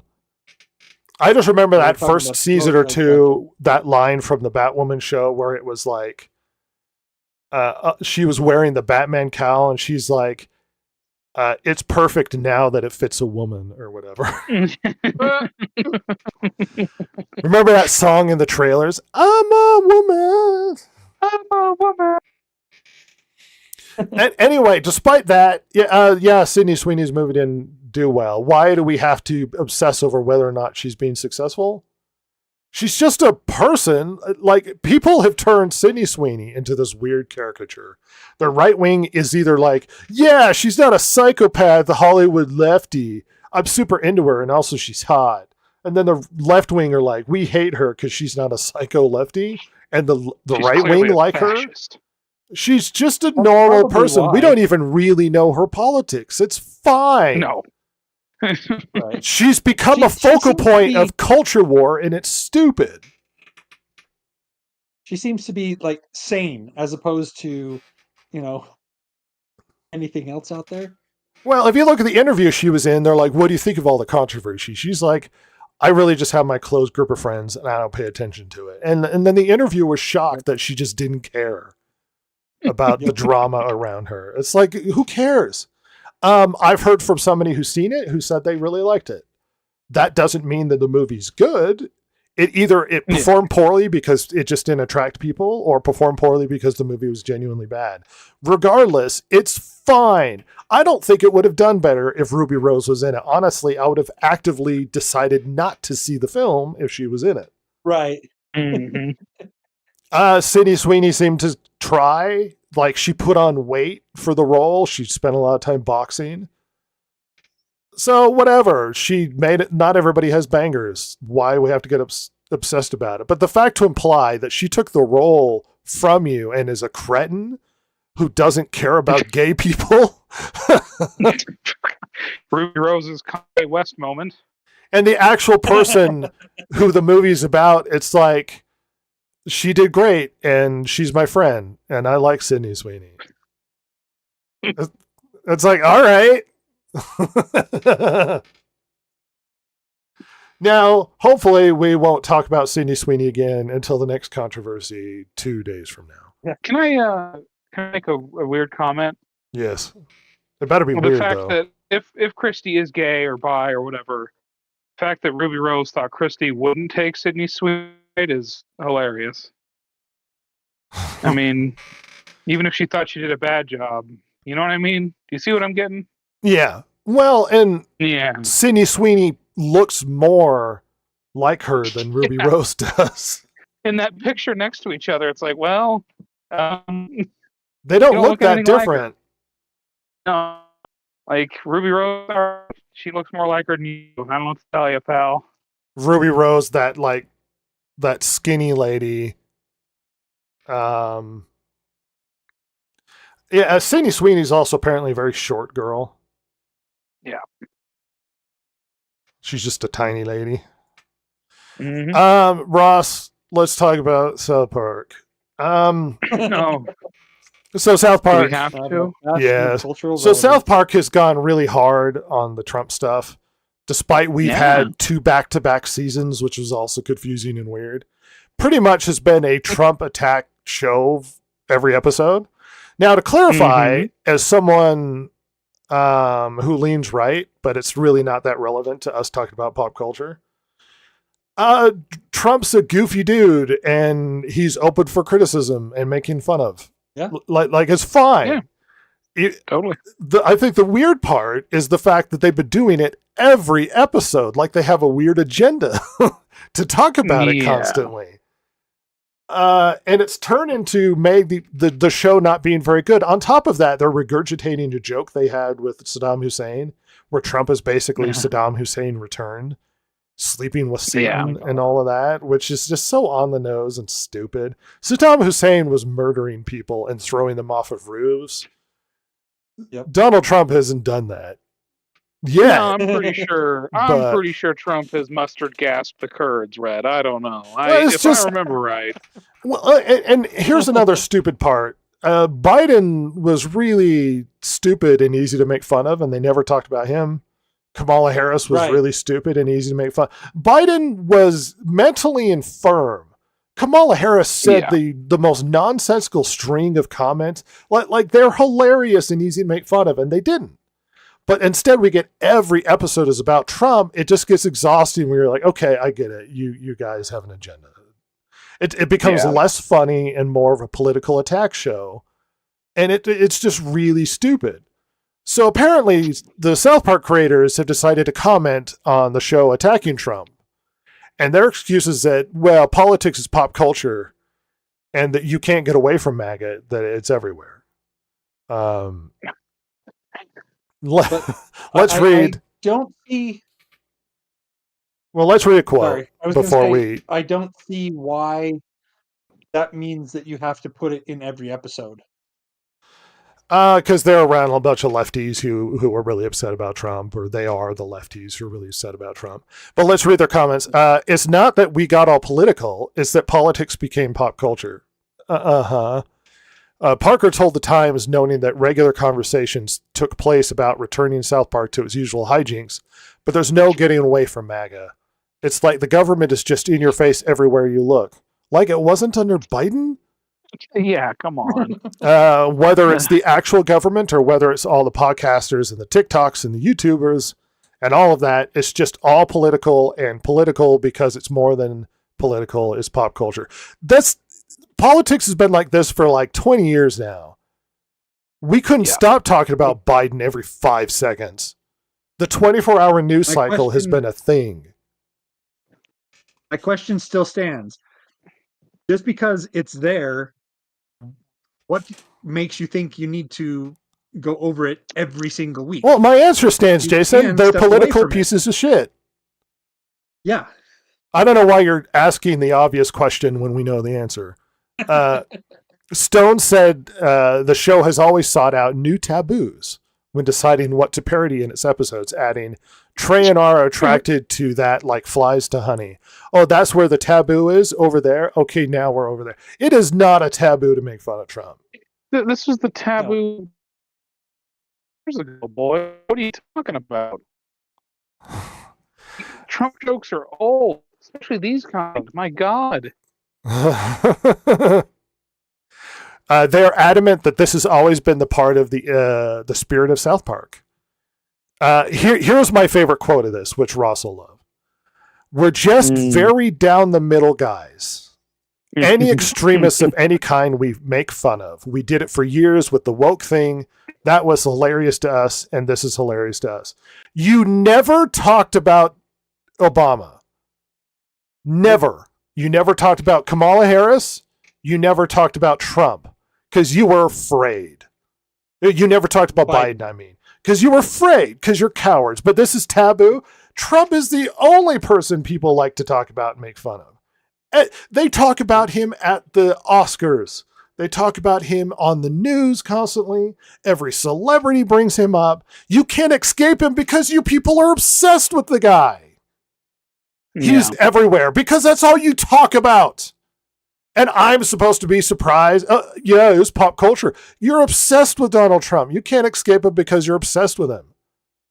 Every celebrity talks about him 24/7. Why do you think there's so much damage to Hollywood?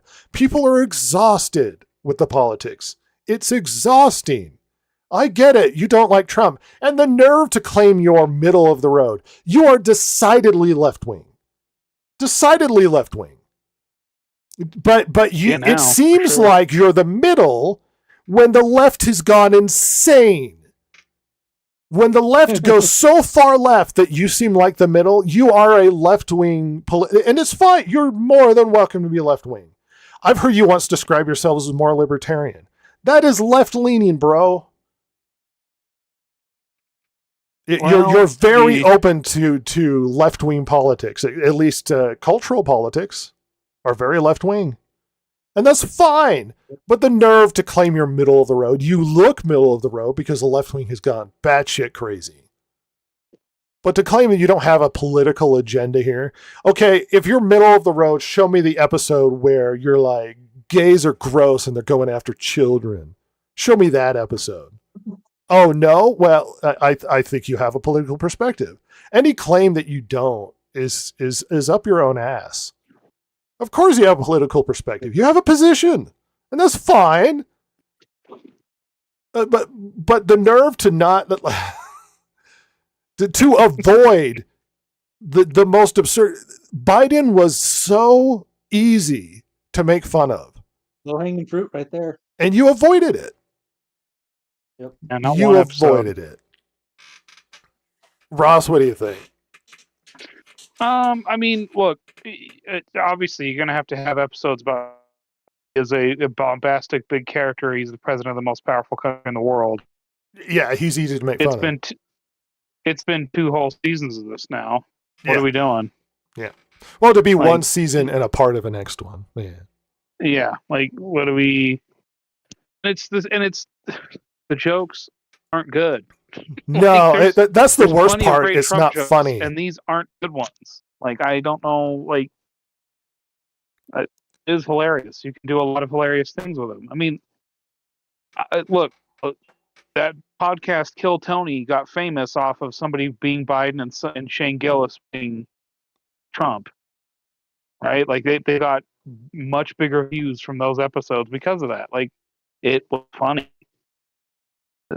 These guys, South Park can't do it funny. Apparently, they just are incapable. They can only be You know what petulant and was childish. funny? The little mini me troll JD Vance that they did. Yeah, That he's mhm. just kind of around being doofy. I mean, that was kind of funny. Yeah.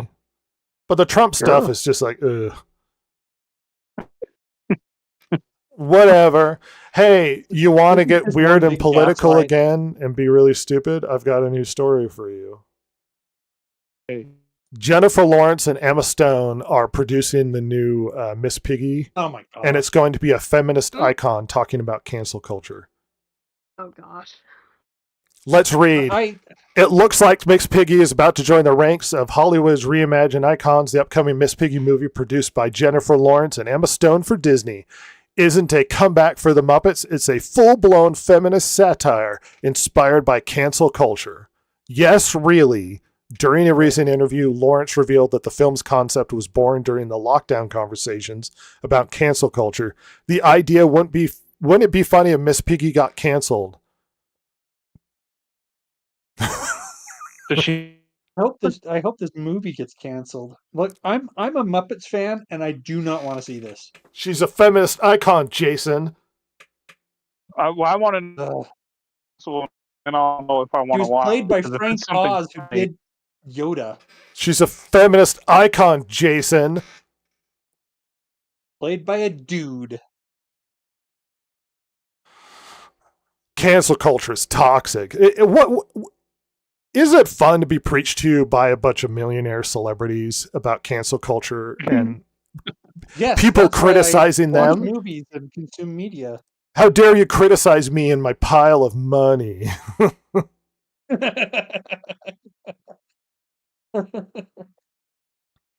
You know, Jennifer Lawrence had her comment recently about how she wants to shut up about the Trump stuff because it's just making things worse for Hollywood and it's damaging the. And then it's like, yeah, then come out with this movie. Yeah. Make something funny. Make something good. Well, and the problem is Don't now think you can do making it. a political Muppets movie is going to attach it to the culture war, and it's going to damage the Muppets brand. Even more. Silver, you're really into Piggy, to Miss Piggy. No. Looking know forward she's to your the idol. feminist icon, Miss Piggy. Yeah, no, I'm good. As a woman, what no, is she's your... really into pee.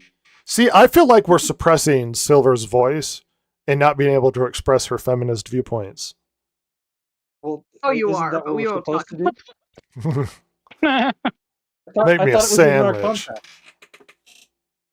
I asked you before what kind. You just said a sandwich. Surprise me, and then I could get upset and just give you one of those, the big old fist to the side of the head, because men are I violent. don't have any lunch meat. Oh. Peanut butter and jelly. Peanut butter jelly is not appealing. We'll readdress this when you have better materials.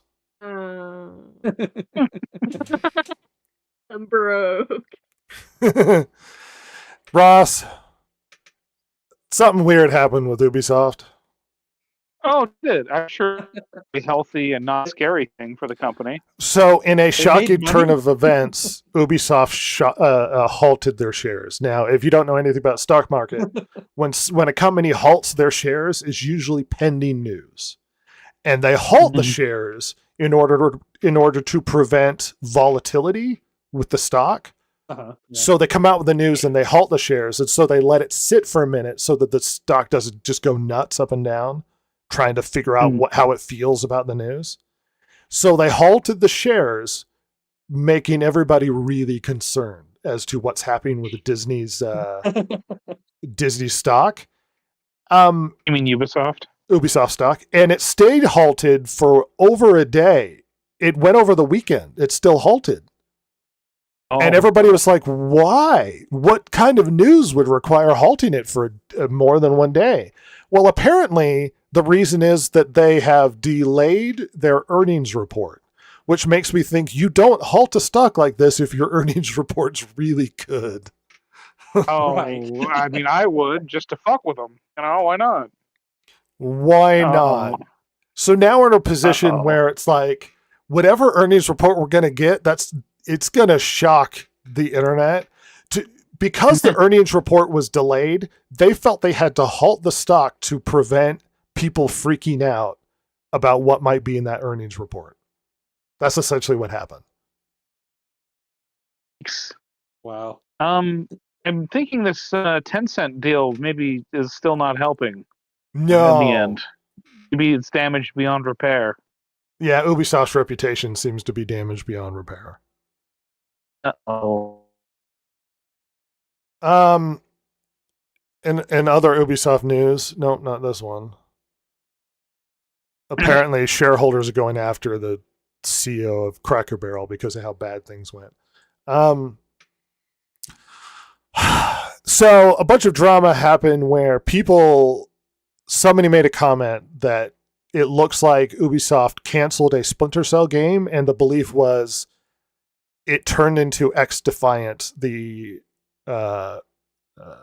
Oh, that failed shooter. yeah, the always online shooter because they were desperate for one. Uh-huh. What do you call those type of shooters? It's like I'm describing it inaccurately. You talking live service? Yeah, live service shooter.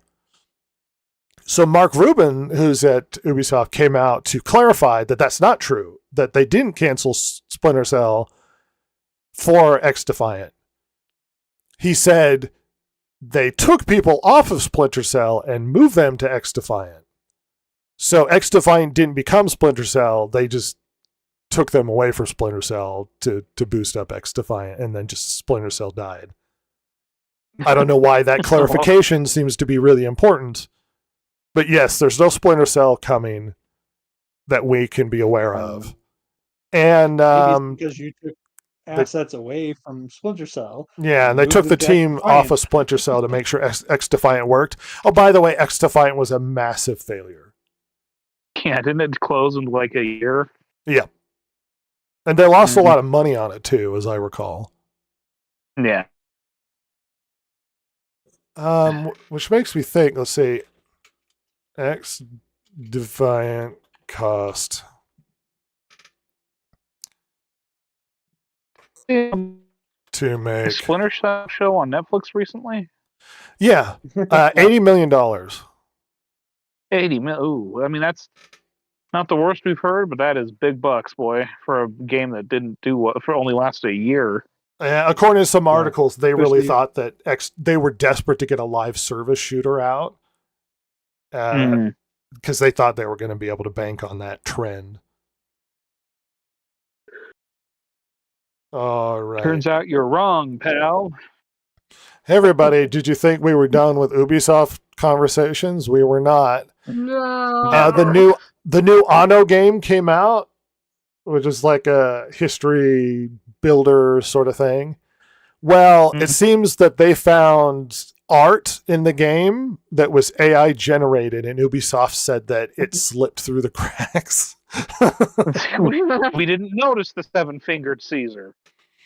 But Anno 117 Pax Romana has been released. And yeah, they took a bunch of criticism because they found some AI art.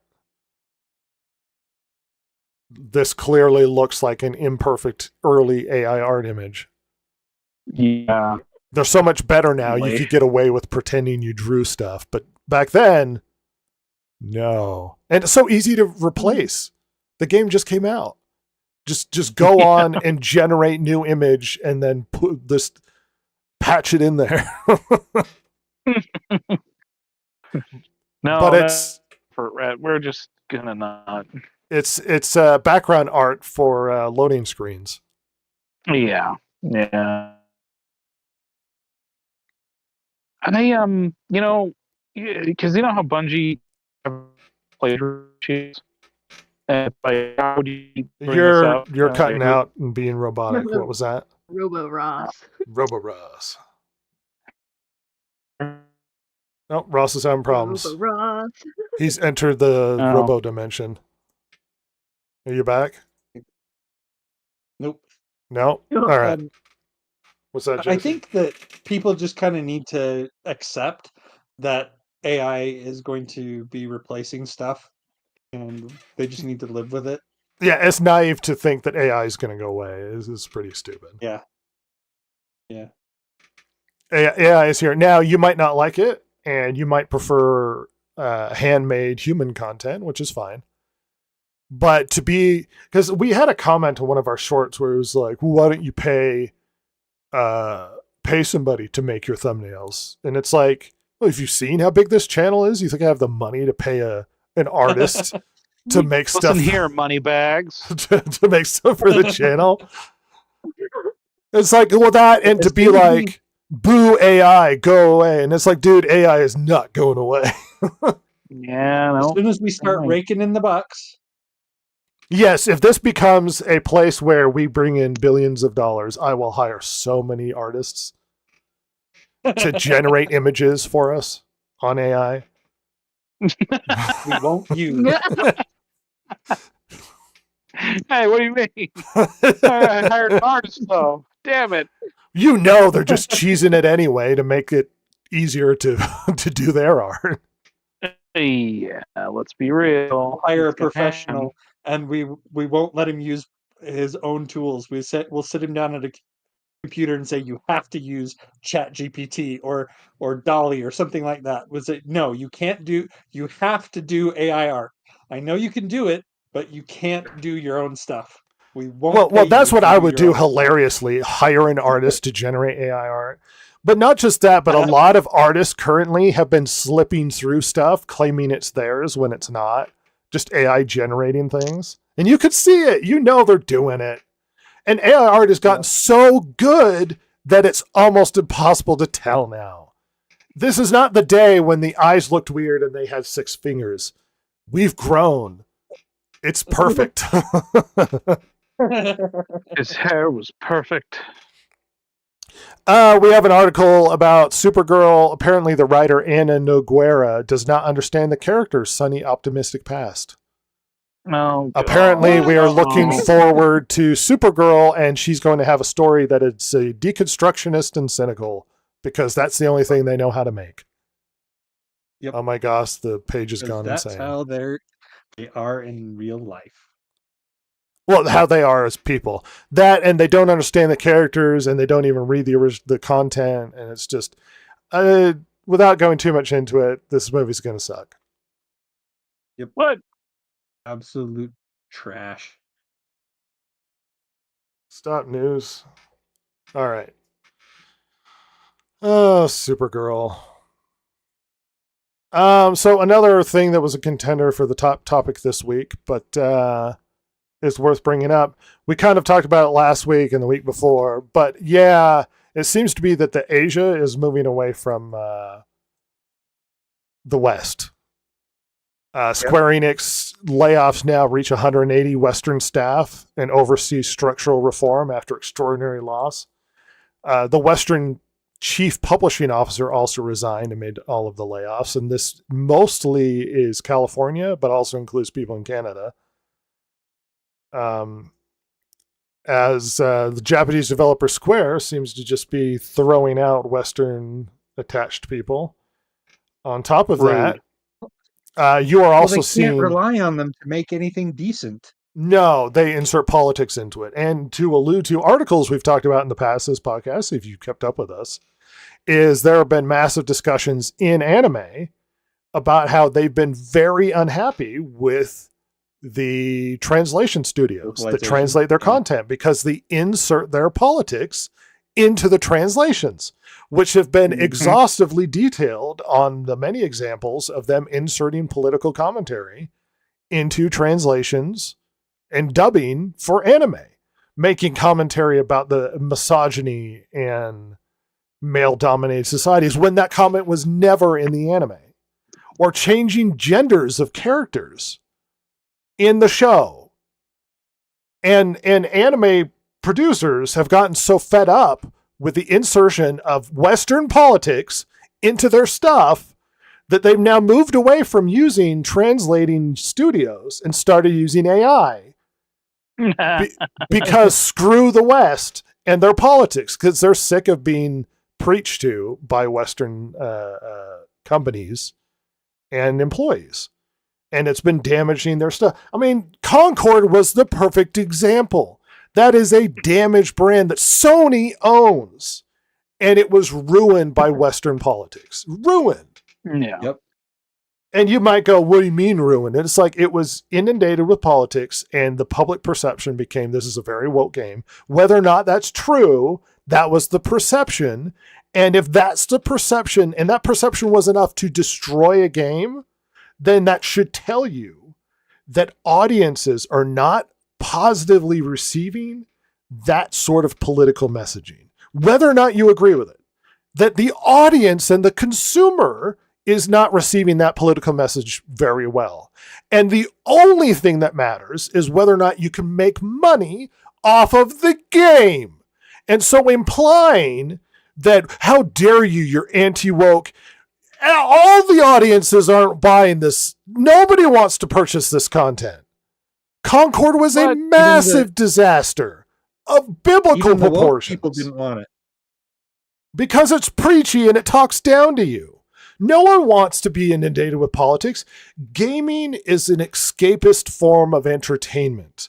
You go there so you don't have to get exposed to politics that's in your face 24/7. Guess what? I pay a lot of attention to politics. I like to be informed. When I play my video games, I kind of want to stop being involved with politics. And when I do this podcast, I don't want to do politics. Yeah. Entertainment by its very nature is escapist. It's a way for you to move away from the stresses in life and to relax. And when somebody is saying, no, you must look at this, you have to look at this, it's a huge turnoff.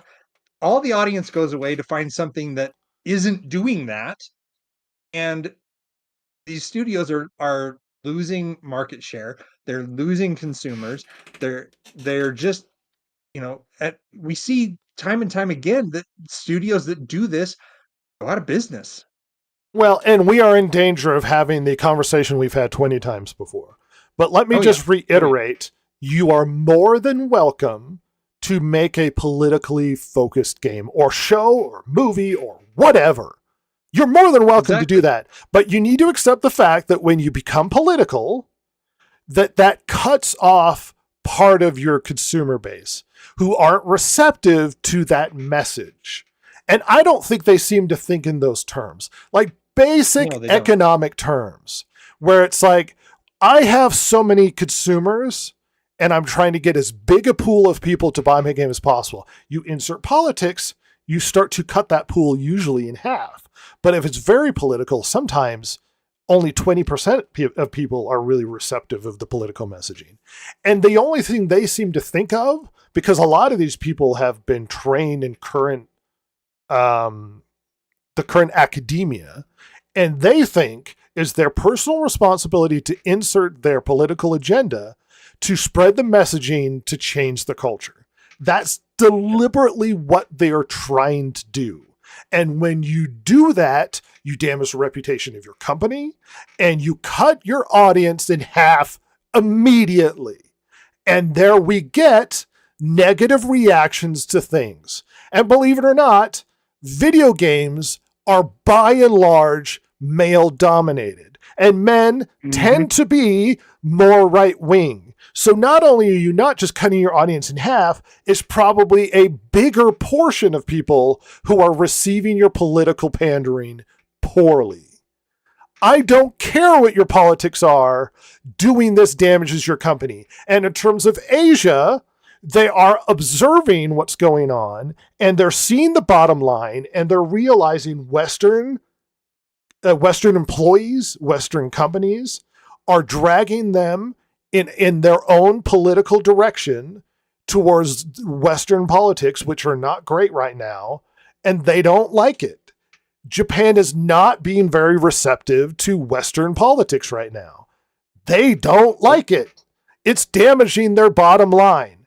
Their companies go left and everybody hates it. And Sony realizes this. They know it's a bad idea.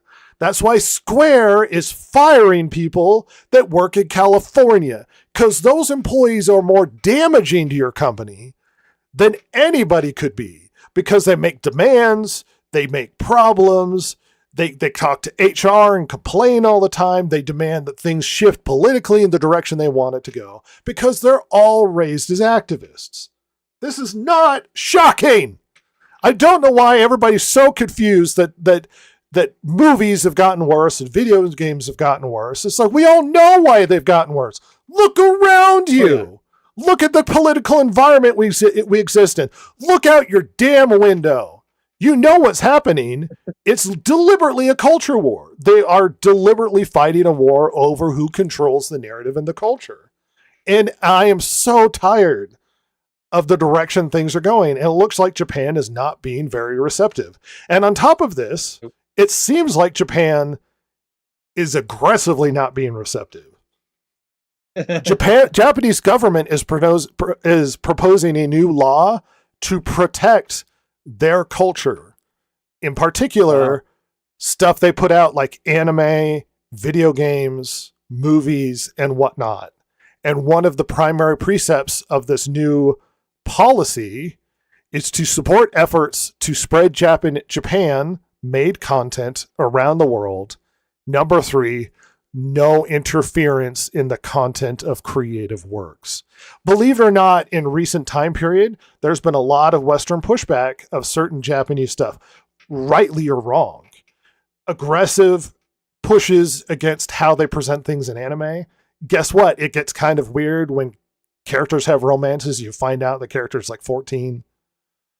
Pushes against how certain characters are represented, or if there's not enough representation in a lot of the content. Anime and manga are worldwide phenomenons. Manga is dwarfing American comics. Dwarfing American comics. And American political left are seeing this and they're going, well, we need to insert ourselves into this new culture war. Since manga and anime is dominating, They now have to start to weave their way in there. And Japan is actually passing laws to deliberately prevent interference in creative works coming out of Japan. And this might seem too aggressive. Believe it or not, Korea has more aggressive laws protecting their creative works coming out of Korea than Japan is currently trying to do. They don't like Western influence. They do not like the West inserting themselves into their content. Lest we forget the attacks from Australia to force Steam to take games down from Japan that they deemed that they didn't approve of, and preventing them from using things like Visa and MasterCard and stuff to purchase those games. Remember, we talked about this.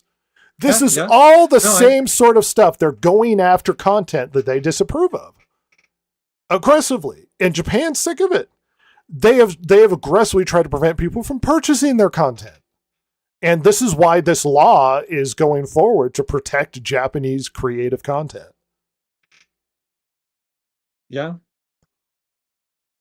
You guys have been trying to insert as I started screaming at the mic, so go ahead and weigh in on what's Keep going on. Thing is that this is something that should have happened a long time ago, in my opinion. I don't know.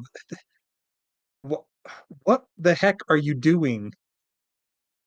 Changing the original author's content. That's not up to you.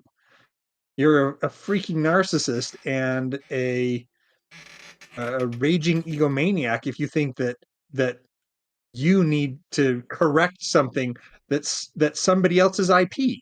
That's not up to you. If you want to do something on your own, fine, go for it, do it.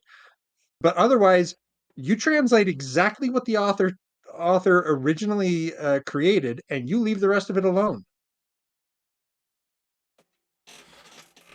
I mean, and this isn't just isolated to Japan. Asia seems to be the most negative reception to Western stuff. But there's a belief that they're using AI as an excuse to purge a lot of the problematic wokey like employees in their company. To start to shove them out the door. Well, we're streamlining with AI and all this sort of thing. I mean, you might go, oh, well, this is Square. This is not just Square. There's multiple companies getting rid of Western employees. They're moving away from Western influence stuff. They just are. And Square seems to be one of the more public and recent with the more employees. But there have been a lot of like Western liaisons that other companies have gotten rid of. It hasn't just been isolated. This is a trend, and it's not just Japan. This is happening in Asia in general. They are rejecting Western culture because Western culture is kind of balls now. Other reflections on things that are happening here? Ross, I'm good. You covered everything I would have said. Ross is good. I screamed, and he nodded. It's just That's so right. stupid. Ugh. It is stupid. Well, Ross, I got something for you that you might actually be interested in. Oh. In the same vein, it looks like Sony has got a lot of buyer's remorse when it comes to Bungie. I guess the purchase didn't work out. I could have told them that. Bungie's been having a rough old time since 2022 acquisition by Sony. There have been multiple rounds of layoffs, a delay to the seemingly ill-fated extraction shooter Marathon, and then earlier this year, a report quoting employees as saying morale is in free fall. Well, the latest out of Sony isn't going to help that out. In its latest financial report, Sony says that Bungie has failed to meet targets, and Destiny 2 is underperforming. The report includes a 31.5 billion yen, or approximately $204 million, impairment loss that is attributed to Destiny 2 failing to hit its targets, with Chief Financial Officer Lin Tao telling investors regarding Destiny 2, partially due to the changes in the competitive environment, The level of sales and user engagement have not reached the expectations we had at the time of the acquisition of Bungie. While we will continue to make improvements, we downwardly revised the business projection for the time being and recorded an impairment loss against a portion of the assets at Bungie. Really? So banking on an 8-year-old game didn't work out for him, huh? That's weird. It's almost like Western game developers suck. Well, and oh my god, like Bungie, like with Destiny, and I'm not the biggest Destiny 2 fan at all. I've barely played it in the grand scheme of things. But they really lost a lot of people when they started vaulting content that they had paid for. And from more of an outsider's perspective, and that was it. I mean, that was the end of that game. It was just going to be a slow death. It was a matter of how quick the death would be. And I think we're at the point now where people are just fed up with Bungie. The DLCs have gone progressively less good. And the fact that, I mean, and they just have recently had to settle a lawsuit about some of the vaulted content, where vaulting it actually screwed Bungie over. Because Bungie was trying to use a recording of the DLC, somebody playing through it, to show that, like, no, see, it's not plagiarism. And the judge was like, well, why can't we just use the content you have? Like, why are we using a third-party recording? Well, because we vaulted it. And he's like, yeah, I'm not accepting a third-party recording. I want the real thing. So, Bungie's a bunch of fucking idiots. It's a long way off from the Halo days, and damn near as long from the original Destiny days, for those people who are wistful for them days. Sony took a big old gamble, and the Marathon demo and trailers did not do them any favors. No. There's been a lot of Asian buyer remorse. Tencent bought up a lot of Western developers, and they have not been paying off.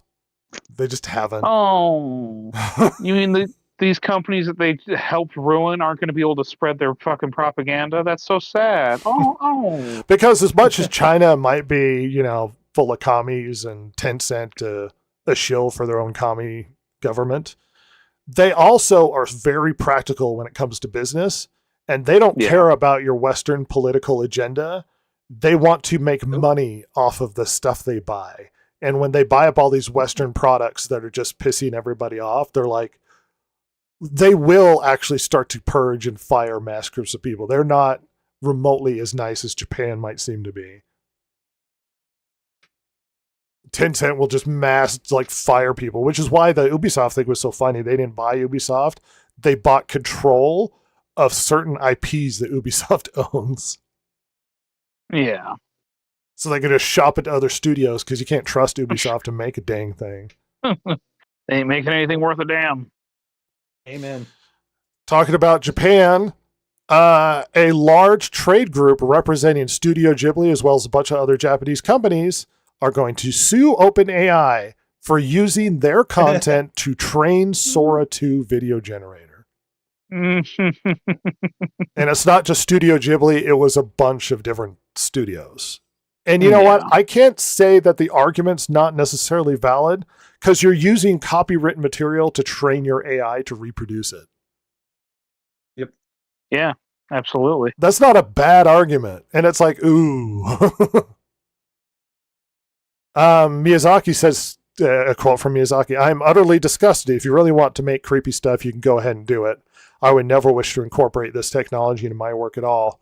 I strongly feel this is an insult to life itself." Well, Miyazaki is... Not to be dramatic or anything. Miyazaki is notoriously curmudgeon-y and old-fashioned, too.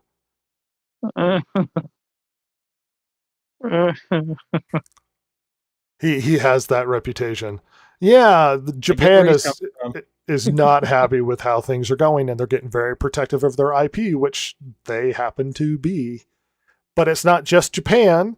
Talking about AI, ChatGPT has violated copyright law by learning from songs and lyrics, says a German court. That's right. AI is going to have some pushback because they're using copyright material to recreate copyright material.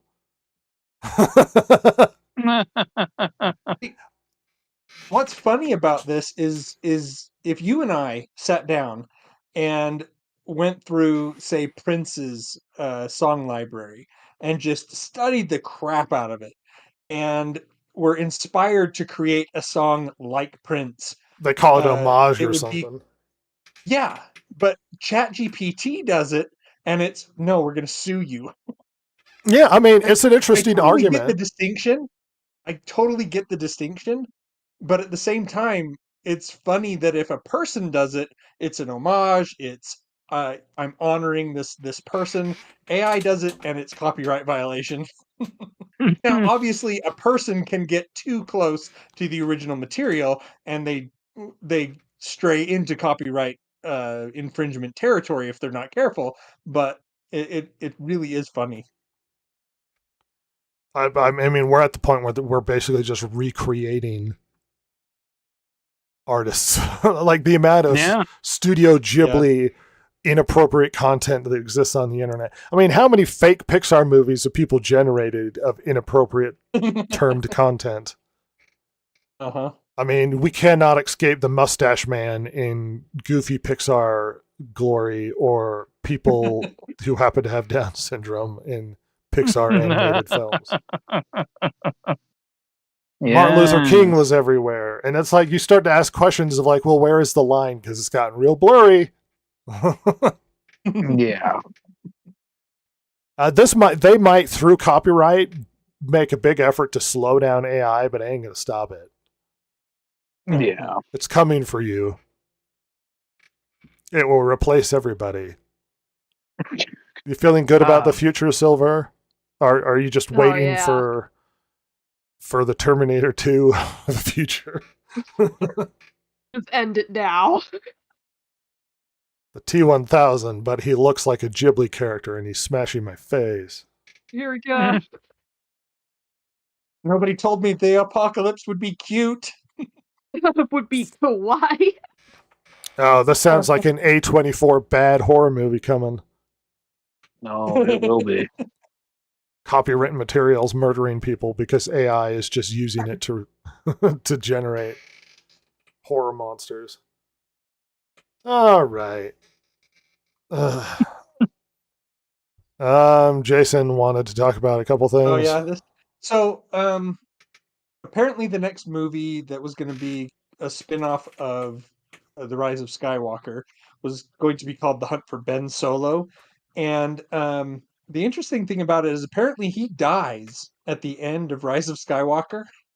Yeah, and this he was dies. going to take place after. And so somehow they were going to bring him back to life. Yeah. And he Adam Driver and who was it? Steven Soderbergh. They came up with an idea, and a script was written by Scott Z. Burns. They pitched it to Kathleen Kennedy, who okayed it. They took it to Bob Iger and Alan Bergman, and they said no.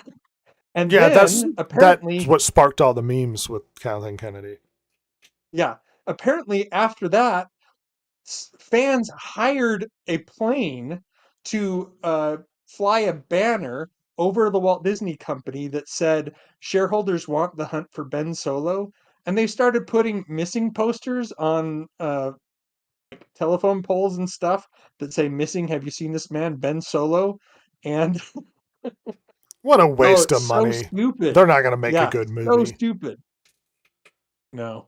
I mean, the fact that they're like weeks after it was revealed that Walt Disney Company had squashed the idea of a Star Wars The Rise of Skywalker spin-off centered on Ben Solo, the son of Han Solo, played by Adam Driver, the idea refuses to die amongst fans of the galaxy far, far away. How many fans out there are actually considering we need a Ben Solo movie? They seem to think the reputation, this is a few weeks old, but the reputation at the time was they seemed to think that an Adam Driver Ben Solo movie would have been the amazing movie that they were all waiting for. Because everybody likes Adam Driver, he's a good actor. And that because of its cancellation by Bob Iger, that we owe Kathleen Kennedy an apology. Because because she's amazing. No, they were posting on Twitter her picture being like, we owe her an apology. This Ben Solo movie would have been amazing. I was like, no, it wouldn't. What makes you think it would have been any Yeah. good? Yeah. The movie we could have had. It was like, why? Can't anyone just die? Let him die. The love of Well, the thing is that this article here was from the 13th. Well, the only thing that's new here is the fans trying to troll Disney into trying to make it, which is not new. I've seen other.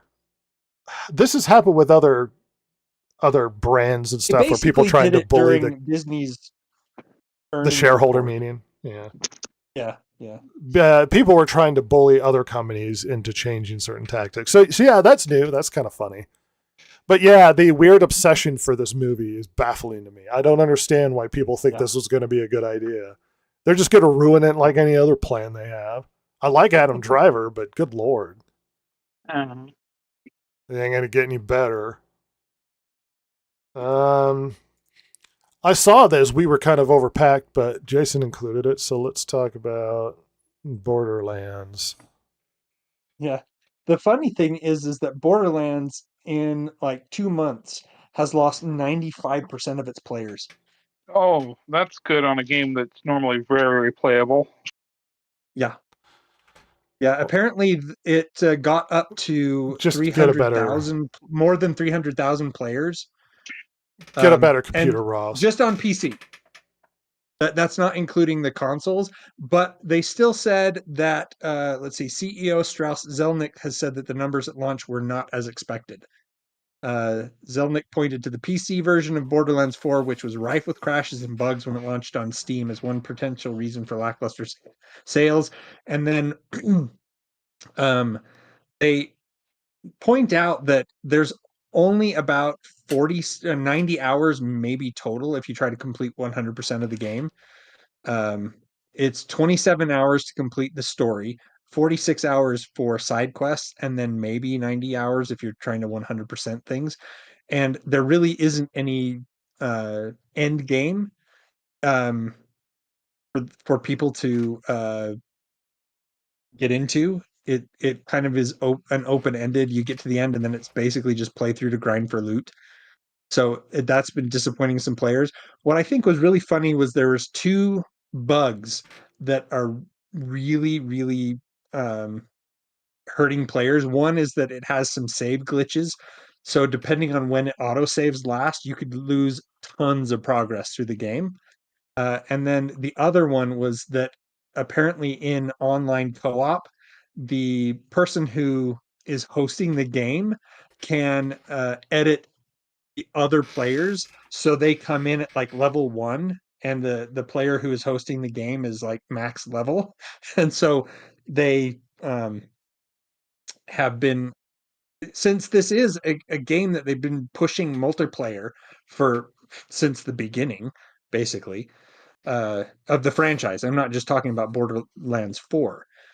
The fact that it's so dangerous now to play multiplayer because of that issue, that people are just basically dropping the game. Yeah, I mean, it might have a resurgence like a Cyberpunk if they fix a lot of problems. And yeah, that, and I mean, they do have a roadmap of content that's going to be ongoing. This isn't a live service, but they're trying to do some live servicey things with it. So yeah, we'll see. I mean, a lot of the problems early were bad optimization and Unreal 5, what is it, 6 now? That it's just it's not a good. It's not. Yeah, I mean, superficially it's disappointing. I don't want it to be bad, but they seem to not be able to produce good Borderlands games anymore. Well, didn't he say that it was such a premium experience that you would pay $200 to play it, and you're only getting 27 hours out of a playthrough if you're not 100%ing? Who would pay $200 for your 27-hour experience?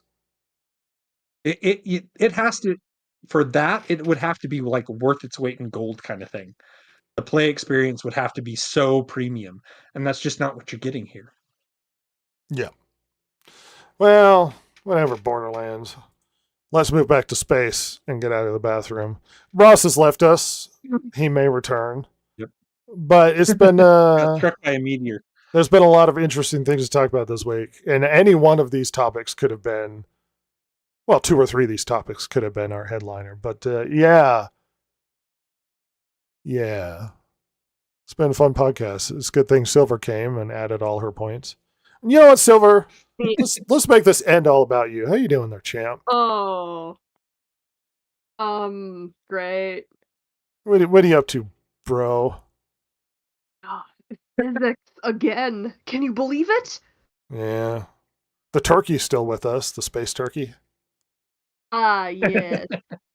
You mean, Defying all space physics. Yeah. we gave him a name, Jorge. Jorge. I gave him a helmet, Jason. He's a space turkey. Oh, that's awesome. Yeah. If you could see him, he's on top of the ship. I can see him, but he's really tiny. He's very Little small. guy. Well, it was either that, put him on the ship and have him join us, or I thought about have him float by spinning. Like he was Aw. just a That would have random been awesome. a random turkey in space that we just pass by and somebody might notice. But I was like, no, he's going to join us because we got to eat by the end of this month. Yeah. Our Just Thanksgiving put his dinner on bones the laying ship. there on top of the ship. Well, that's why you don't name yeah, him Silver. I'm going to make you look at him as we consume his flesh. What if, like, the first episode after Thanksgiving, you do change it into just a pile of bones and set it on top of the ship? It's just flying by as we're leaving him behind. Or that, yeah, it's just, bye. Bye, Bye, Jorge. turkey bones. He was also like cartoony when I generated him. He is AI, by the He's- way. He's adorable. He's a cartoon turkey. You got it. I love him as much as I love Admiral Petey. Admiral Petey. Admiral Petey's the greatest companion everyone ever had, and Silver constantly wants to touch him, and I won't let her touch him. I know, you're just like, no, I'm not gonna take him out now. You go feral. I have a parrot in in Sea of Thieves, and he has a higher rank than the rest of us. Oh yeah, we listen to him and him remember. only. I like that the turkey is in between objects behind us and the ship, so they just pass in front of him. I don't know why it went that way. I layered him correctly, but whatever. It's funny and janky. It makes us seem like a classy podcast. Oh, yeah. Yeah, me and Silver are probably going to go spend some times training. Probably. I got physics. Probably. You're going to go physics? You're not going to train with me? No choice, man. Is it going to take all night? You're not going to finish physics and join me? Or am I going to have to train Oh alone? yeah, it's an exam coming up. It's a whole thing. I You hate know how you it so is. much. I hate me too. Don't worry. It's a good thing I'm the, Self-loathing knows no bounds. it's a good thing I'm the one that's going to kill you in the end. I mean, why don't you already? Suffering is a part of it. Dang it! You can make me. Can't I'm know like, what's coming. I keep telling my parents because I'm like, I've done nothing in life other than school. So if I die, like, say I go to school, get my degree, and I immediately die for some reason, please put on my headstone. She born, she schooled, she died. No. You will have a long-running legacy of poor participation in a bad podcast. Please put the DG podcast logo on my headstone with a QR code link. To like the worst performing episode of this podcast. Yeah, it just goes to the Dover Demon. Yeah. The Dover Demon conversation. My I love it. legacy. Well, I cast you, Silver, into the outer darkness to the place of physics and studying as we end this podcast, and Ross, has passed away. But that's fine. He's been lost to the void. We are very grateful for those who have come along. Feel free to subscribe and comment and like. I don't know why comments aren't working. I have to figure that out for the general pictures. But you have been flooded, if you do subscribe, with random clips from the podcast, as Jason has been putting those up. I watched the Flatwoods Monster one. We love that Nice. one. I love that one. At any rate, let's get out of here, everybody. It's podcast outro time.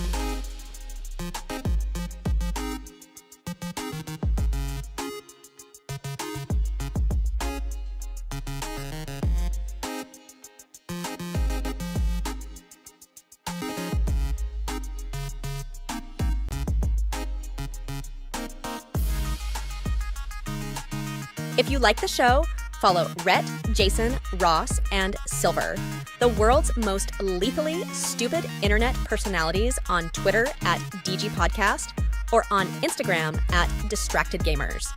If you liked or hated what you heard here today, you can email them at thedistractedgamers@gmail.com and share your feelings.